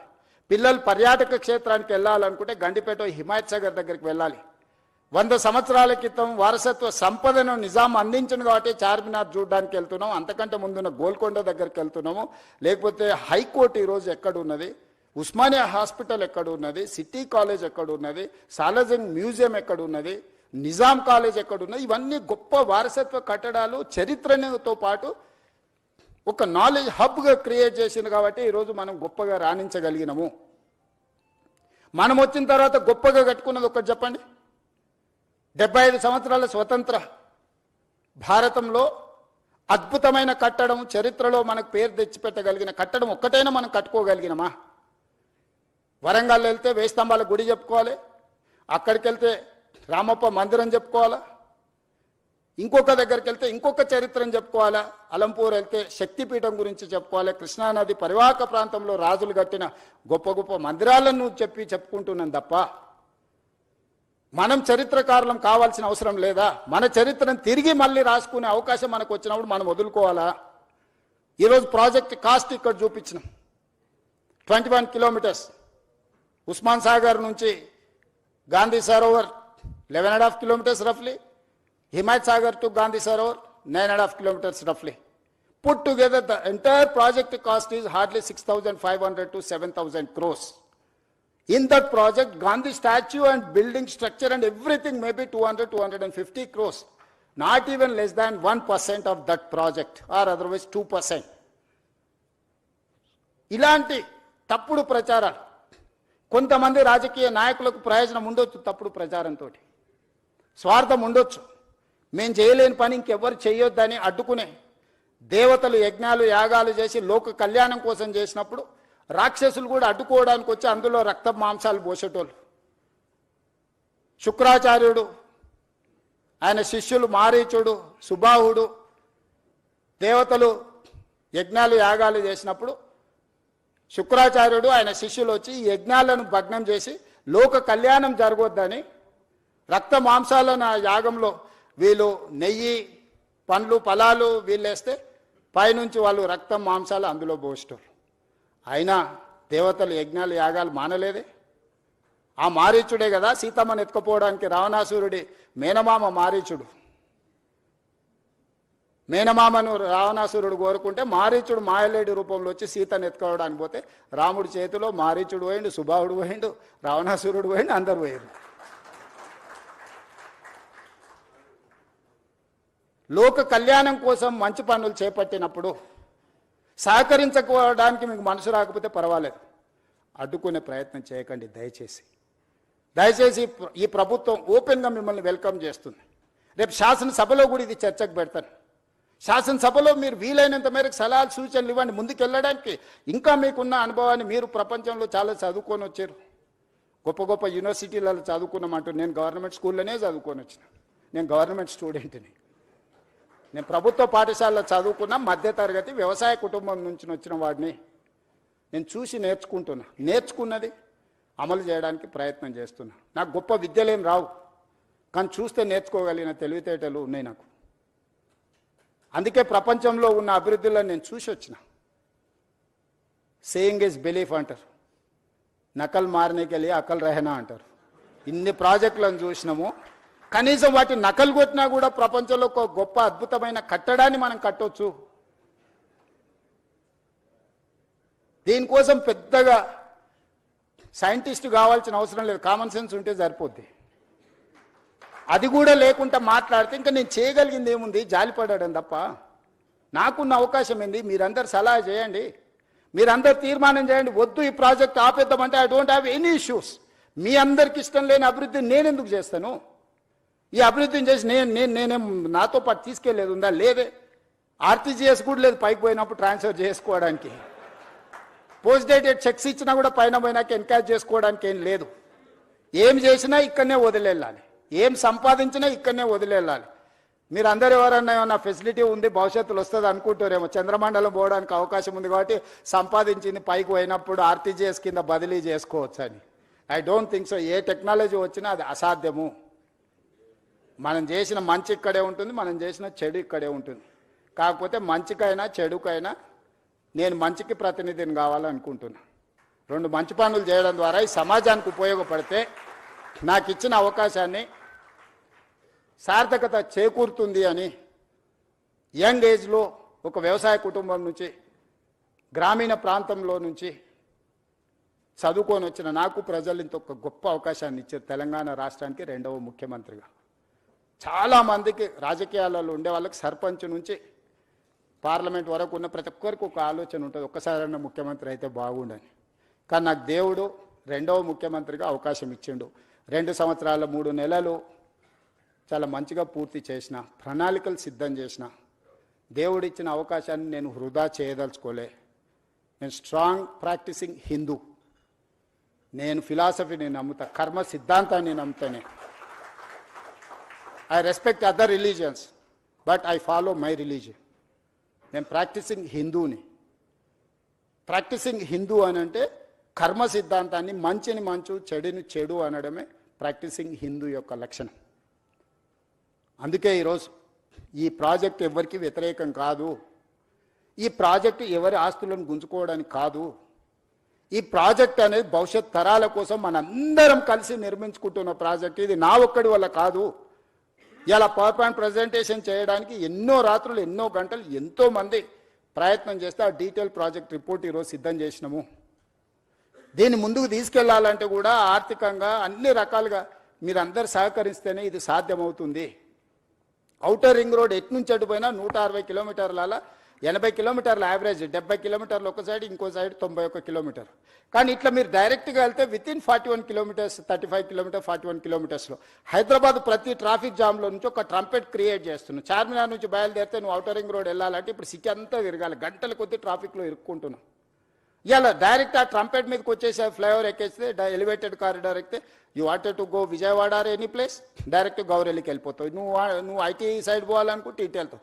ప్రతి జంక్షన్లో ఒక ట్రంపెట్ క్రియేట్ చేసి మూసీ మీదనే వీటి అన్నిటిని చేస్తున్నాం. ఇదే కాదు, ఈరోజు data centres, construction, landscaping biggest activity in the state, particular in core urban region. Water లేదు, వాటర్ స్కేసిటీ, గ్రౌండ్ వాటర్. ఈరోజు జూబ్లీహిల్స్లో చాలా మంది శ్రీమంతులు ఉన్నారు. మీరు ఎంత శ్రీమంతులు అని ఉండండి, 300 ఫీట్లలో నీళ్లు దిగలరా? మీరు తెస్తురా? 1300 ఫీట్లు బోర్ వేసినా నీళ్ళు వస్తలేదు. నేను ముఖ్యమంత్రి, మా ఇంట్లోనే 1500 ఫీట్ల బోర్ ఉంది. నేను కూడా నీళ్లు పైకి తేలేకపోయినాయి. ప్రకృతి కంటే మనం గొప్పవాళ్ళమా? ఈరోజు ground water just like that depleting. ఈరోజు యావరేజ్గా 1300-1400 ఫీట్లు ఈరోజు బోర్ వేస్తే కానీ నీళ్లు పడని పరిస్థితి వచ్చింది నగరానికి. ఎందుకు? కాంక్రీట్ జంగుల్గా మారిపోయింది. ఎక్కడ గ్రౌండ్లో వాటర్ పర్కులేట్ అవ్వడం లేదు. భూమిలోకి నీళ్ళు వెళ్ళనప్పుడు భూమిలో నుంచి నీళ్లు మీరు ఎట్లా బయటికి తీస్తారు? ఈరోజు చెరువులు, కుంటలు, నాలాలు అన్ని ప్రక్షాళన చేసి నీటి ప్రవాహాన్ని స్థిరీకరించి మూసీ నదిలో నిరంతరం నీళ్లు పెడితే గ్రౌండ్ వాటర్ పెరుగుతుంది. ఈరోజు ఇల్లు కట్టుకునేటోళ్ళకు కూడా వాటర్ హార్వెస్టింగ్ మ్యాండేట్ చేసినాం. రోడ్డు మధ్యలో హార్వెస్టింగ్ వెల్స్ ఈరోజు కన్స్ట్రక్షన్ చేస్తున్నాం. నీళ్లను ఒడిసి పట్టుకోవాలని ఒక విధానాన్ని తీసుకొచ్చిన హైదరాబాద్ నగరంలో నీళ్లు మీరు ఎక్కడ లోపలికి పోయి తెచ్చినా కొద్దిగా అందులో కాలుష్యం ఎక్కువ ఉంటుంది. బియాండ్ ఏ పాయింట్ మీరు బోర్ డ్రిల్ చేసి వాటర్ తెస్తే ఆ వాటర్ దేనికి పనికి ఉపయోగం ఉండదు. అదేవిధంగా కన్స్ట్రక్షన్కు మనం అత్యధికంగా ఖర్చు పెట్టి, ఇంతకుముందు వెంకట నరసింహారెడ్డి గారు చెప్పారు, కృష్ణా నది నుంచి గోదావరి నది నుంచి మనం హైదరాబాదు నగరానికి తెచ్చే నీళ్లను పరిశ్రమలకు ఇచ్చినా నిర్మాణ సంస్థలకు ఇచ్చినా ఒక కేఎల్కి 180 రూపాయలు ఛార్జ్ చేస్తున్నాం అన్నాడు. ఇవాళ వాటర్ ట్రీట్ చేసి ఎస్టీపీల ద్వారా వాటర్ని తిరిగి వినియోగించుకుంటే 70 నుంచి 80 రూపాయలు ఒక కేఎల్కి, అంటే మోర్ దాన్ 60% వాళ్ళ కాస్ట్ కటింగ్ చేయడానికి ఉంది. ఈరోజు వేలాది కోట్ల రూపాయలు, దాదాపుగా 2-3 లక్షల కోట్ల రూపాయలు మా శ్రీధర్ బాబు గారు డేటా సెంటర్స్ ఇన్వెస్ట్మెంట్ తీసుకొచ్చిన last 2 years. They need water. పర్టికులర్గా గ్రే వాటర్ ఇవ్వగలిగితే, ట్రీటెడ్ వాటర్ ఇస్తే వాళ్ళకు ఇన్వెస్ట్మెంట్ ఇన్సెంటివ్స్ ఉన్నాయి ప్రపంచంలో. సో ఈరోజు మనం ఆ వాటర్ని ఎస్టీపీల ద్వారా ఈ వాటర్ని విడిచిపట్టుకొని ఈ మూసీ నది ఎంబడే ట్రంక్ లైన్లు, రిజర్వాయర్స్, వాటర్ రిజర్వాయర్స్ చేసి మనం పంపింగ్ చేసి వాటికి నీళ్ళు ఇస్తే వేలాది కోట్ల రూపాయల పెట్టుబడులే కాదు, రాష్ట్రానికి కూడా లక్షలాది కోట్ల రూపాయల పెట్టుబడులు వస్తాయి. రాష్ట్రానికి 1000 కోట్ల రూపాయల ఆదాయం వస్తుంది. ఇదంతా గ్రోత్ ఇంజన్ కింద మారుతుంది. రాష్ట్రం యొక్క ఎకనామిక్ యాక్టివిటీ మారుతుంది. ఔటర్ రింగ్ రోడ్ వేసినప్పుడు కూడా కొందరు భూములు పోయినాయి, పోలేదా? శంషాబాద్ ఎయిర్పోర్ట్ కట్టినప్పుడు కూడా కొంతమంది భూములు కోల్పోయినాయి. ప్రకాష్ గౌడ్ ఎమ్మెల్యే గారు ఉన్నారు, ఆ ప్రాంతానికి 4 సార్లు ఎమ్మెల్యే. ఈ భూములని పోయినప్పుడు వాళ్ళని ప్రభుత్వం ఒక మానవీయ కోణంలో ఆదుకునే ప్రయత్నం చేసింది. నష్ట పరిహారాన్ని ఇచ్చినాం. ఈరోజు ఇంకా నేను అత్యధికంగా ఇస్తా అంటున్నా. ఆ రోజన్నా చాలా కన్జర్వేటివ్గా ఆ రోజు ఉన్న ఫైనాన్షియల్ కన్స్ట్రెయిన్స్లో ఎక్కువ ఇవ్వలేకపోయినారు. ఈరోజు సంపూర్ణంగా మనం అందిద్దాం అనుకుంటున్నాము. ఏం ఖర్చు పెడతామో చెప్పండి, హౌస్లో ఓపెన్ డిబేట్ చేద్దాము. పర్ పర్సన్ ఏమిద్దామో మీరు చెప్పండి. హార్డ్లీ 10,000 ఫ్యామిలీస్ ఉన్నాయి ఇప్పుడు ఈ మూసీ నది పరివాహక. మేము ఆల్రెడీ ఎన్యూమరేట్ చేసినాం. 4 నెలలు ఇంటింటికి వెళ్ళి ప్రతి దగ్గర ఆ ఇంటి వివరాలు అన్నీ రాసుకొచ్చి డేటా కలెక్షన్ చేసిన 4 నుంచి 5 నెలలు కొన్ని వందల మంది అధికారులను మూసీ నది పరివాహక ప్రాంతంలో ఉన్న పేదల యొక్క వివరాలు అన్నీ సేకరించిన. చాలామంది ఏమనుకుంటారు, ఏం లేదు జస్ట్ తెచ్చి కూలగొట్టాలనుకుంటున్నాను. తప్పు. ప్రతి పేదవాడి వివరాలు నా దగ్గర ఉన్నాయి. మూసీ నది పరివాహక ప్రాంతంలో నిరాశ్రయులయ్యే వాళ్ళు ఎవరున్నారు, వాళ్ళ కోసం డబుల్ బెడ్రూమ్ ఇళ్ళు ఏవైతున్నాయో 10,500 ఇళ్ళు కేటాయించిన. అయితే వాళ్ళు ఒక కన్సర్న్ ఎక్స్ప్రెస్ చేశారు. మాకు ఇక్కడ ఉపాధి ఉన్నది, మేము చిన్న చిన్న పనులు చేసుకుంటాం, మేము ఇళ్లలో పని చేసుకుంటాం, మమ్మల్ని తీసుకెళ్ళి అక్కడెక్కడో వేస్తే మాకు ఈ పని పోతుంది, మాకు ఉపాధి పోతుందని నాకు సానుకూలంగా అనిపించింది. అందుకే ఎక్కడికక్కడ ఏరియాలు ప్రభుత్వ భూములలోనే వాళ్ళకి ఇండ్లు కట్టి ఇవ్వాలని ఈరోజు మా బట్టి విక్రమార్క గారు ఆ సంఘాలు వస్తే జన ఆందోళన సంఘంతో కూర్చొని వాళ్ళకి హామీ ఇచ్చిండు. ఈరోజు అంబర్పేట ఎమ్మెల్యే, అంబర్పేటలో 150 ఎకరాల భూమి ఉంది. ప్రభుత్వ కార్యాలయకు పోలీస్ అకాడమీ ట్రైనింగ్కి పోను. ఆ అంబర్పేట శాసనసభ నియోజకవర్గంలో మూసీ నది ఒడ్డున ఉన్న వాళ్ళందరినీ 20-25 ఎకరాలలో అక్కడ వాళ్ళకి ఇళ్లతో పాటు పాఠశాల కట్టి వైద్య సదుపాయాలు అందించి వాళ్ళకు ఒక క్వాలిటీ ఆఫ్ లైఫ్ని ఇవ్వాలని ఈరోజు మేము ప్రణాళికలు చేస్తున్నాం. ఈ పరివాహక ప్రాంతంలో ఎక్కడెక్కడైతే ప్రభుత్వ భూములు ఉన్నాయో ఆ భూముల్లోనే వాళ్ళకు నివాస స్థలాలు ఏర్పాటు చేయడమే కాకుండా వాళ్ళ పిల్లలకు చదువుల కోసం పాఠశాల, వాళ్ళకు వైద్యం అందించి ఆ పక్కనే వాళ్ళకు ఉపాధి కల్పించడానికి ప్రయత్నం చేస్తాం. అసదుద్దీన్ ఓవైసీ గారు, అక్బరుద్దీన్ ఓవైసీ గారు వాళ్ళు మాట్లాడినారు, వాళ్ళ ఎమ్మెల్యేలు బలాల గారు ఎమ్మెల్యేలు అంతా మాట్లాడినారు. सर आप यहाँ हमारे जितने भी लोग हैं यहाँ छोटे मोटे काम करके जी लेते हैं, उन लोगों को आप दूर दूर लेके गए तो मुश्किल हो जाएंगे, हमारे लिए तकलीफ है. उनके सुझाव हम लिए. आने वाले दिनों में हम जहां वहां जो असेंबली एरिया में जो मूसी के अगल बगल में जितने भी लोग हैं वहां का वहीं हम लोग उन लोगों को जगह ढूंढ कर घर बना के देंगे. हम क्यों ऐसी सड़क पे छोड़ेंगे? हम उनके परिवार है, वो सब लोग चाहे तो मैं मुख्यमंत्री बने. उन लोगों को दुखी देने के लिए, नुकसान करने के लिए हम मुख्यमंत्री नहीं बना. मैं उन लोगों को वो मुझे चाहता है वो लोग दुआ दिए वो लोग, इसीलिए आज मुख्यमंत्री 2 साल मैं कामयाब हो गए। उन लोगों को क्यों मैं नुकसान पहुंचाने के लिए मैं कोशिश करता हूं? क्या दुश्मनी है उन लोगों से? गरीब लोगों से मेरा क्या दुश्मनी है? मैं बड़े बड़े बंगले में, फार्म हाउस में नहीं रहता हूं, मैं भी झोपड़ियों में घूमते रहता हूं, हमेशा गरीबों से मिलजुल के रहता हूं। उन लोगों के तकलीफ, उन लोगों के दिल का धड़कन मैं समझ सकता हूं। उन लोगों के दुखी को दूर करने के लिए मैं कोशिश करूंगा। मैं कुछ चाहे तो बैठकर बात करूंगा। मेरा पूरा सिस्टम खड़ा हुआ है उन लोगों की मदद के लिए। हमारे एमएलए, हमारे मिनिस्टर्स, हमारे ऑफिसर, सब लोग तैयार है। उन लोगों को जो जो जरूरत है हम लोग पहुंचा देंगे। किसी को दुख को पहुंचाने के लिए हम यहां बैठे नहीं है।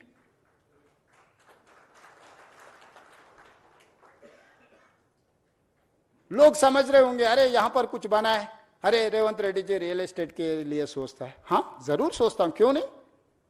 रियल एस्टेट मेरे घर पे कुछ लाने वाला नहीं है। 1000 लाखों कारीगरों को काम मिलने वाला है, इन्वेस्टमेंट आने वाला है। जीसीसी सेंटर बनाना है तो बड़े बड़े मंजिल बनाना है, 60-70 फ्लोर्स का मंजिल बना रहे। कौन करना है? ये इंफ्रास्ट्रक्चर मैं तैयार करना है ना। क्यों नहीं करना रियल एस्टेट सरकार? क्यों नहीं करना फार्मा? क्यों नहीं करना आईटी? क्यों नहीं करना टूरिज्म? क्यों नहीं करना एंडोमेंट टूरिज्म? क्यों नहीं करना मेडिकल टूरिज्म? ये सब सरकार की जिम्मेदारी है। ये लोग भूल जा रहे हैं। परिवार के लिए फार्म हाउस बना लिए तो सब कुछ हो गया बोल के कोई समझे तो वो उनका सोच है। मैं क्या कर सकता हूं? मैं कुछ बोलने के लिए भी यहां नहीं है। मेरा सोच अलग है भाई। मेरा सोच गरीबों के साथ है। पैसे हैसो वाले इधर पसंद नहीं है तो सिंगापुर जाएंगे, सिंगापुर समझ में नहीं आया तो पहले दुबई जा रहे थे। 15 दिन से सब दुबई से फिर इधर आ रहे। देखो हकीकत। पहले बोल रहे थे अरे हैदराबाद क्या है, हैदराबाद है, दुबई देखो।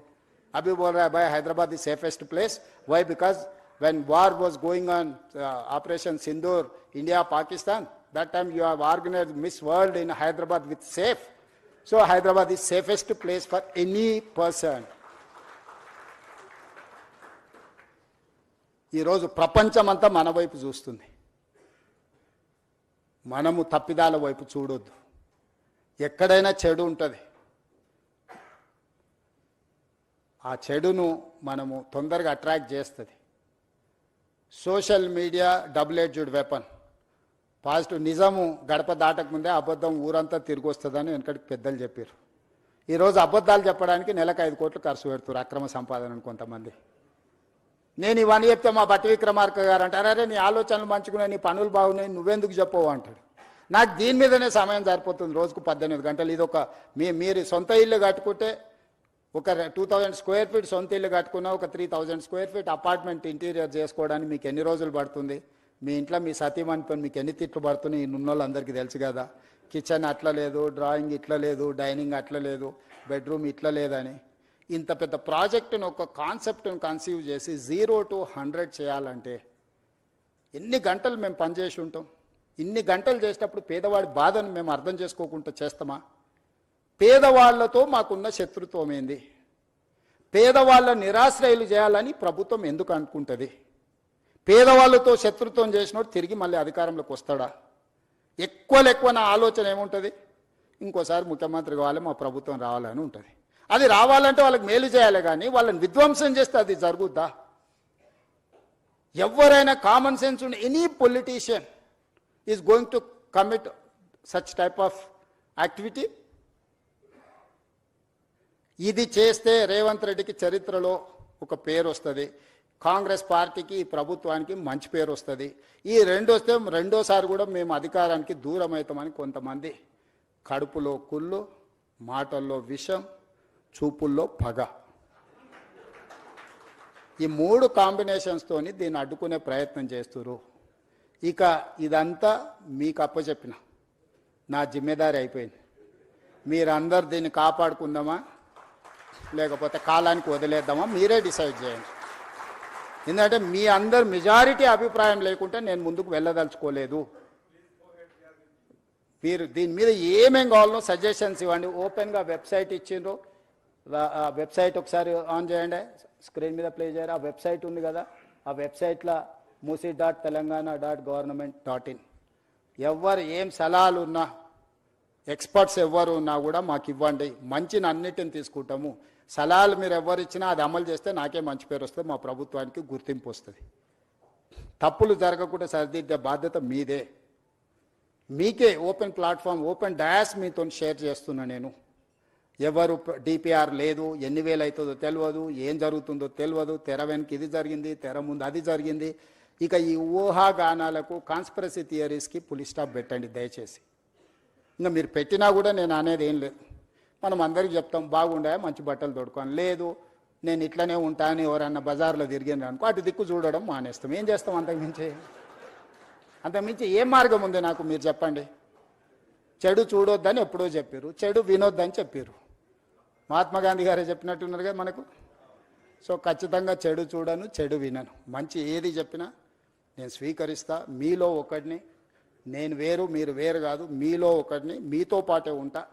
మనందరం కలిసి ఈ ప్రాజెక్టును ముందుకు తీసుకెళ్తాం. మీరు అందరూ మద్దతు ఇవ్వండి. ఒక అద్భుతాన్ని అంటే అద్భుతాన్ని ప్రపంచంతో పోటీ పడే విధంగా మన నగరాన్ని తీర్చిదిద్దుకుందాము. మన చరిత్రను కాలగర్భంలో కలపొద్దు, మన చరిత్రను భవిష్యత్ తరాలకు అద్భుతంగా అందిస్తామని తెలియజేస్తూ ఓపికగా 2.5 గంటలు కూర్చున్న మీ అందరినీ మనస్ఫూర్తిగా మరొకసారి అభినందిస్తూ, నల్లగొండ ప్రజల యొక్క బాధను అక్కడికి వెళ్ళి చూస్తే తెలుస్తుంది. ఇక్కడ మీరు కాలుష్యాన్ని మాత్రమే చూస్తారు. వాళ్ళ భవిష్యత్ తరాలు, పుట్టబోయే పిల్లలు కాలు వంకర, కన్ను వంకర, లేకపోతే రకరకాల సమస్యలతోని ఆ ప్రాంతంలో ప్రజలు బాధను అనుభవిస్తారు. ఈ మూసి ప్రక్షాళన చేయకపోతే వాళ్లకు న్యాయం జరగదు. నల్లగొండ ప్రజల యొక్క సమస్యను కూడా సానుకూలంగా అర్థం చేసుకొని ప్రాజెక్టుకు ముందుకు వెళ్ళడానికి అవసరమైన సహకారాన్ని, సూచనలు ఇవ్వాల్సిందిగా కోరుకుంటూ మీ అందరి దగ్గర సెలవు తీసుకుంటున్నా. ధన్యవాదాలు.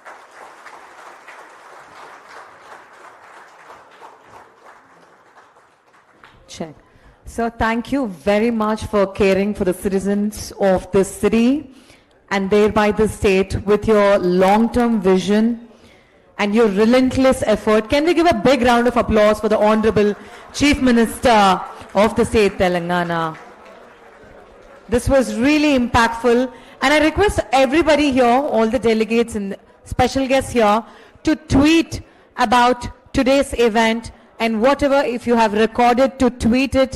Let's take this vision of rejuvenating River Musi forward. Requesting all of you to tweet this on all the social media platforms. Thank you very much. Dinner is arranged for every one of you here. Kindly indulge in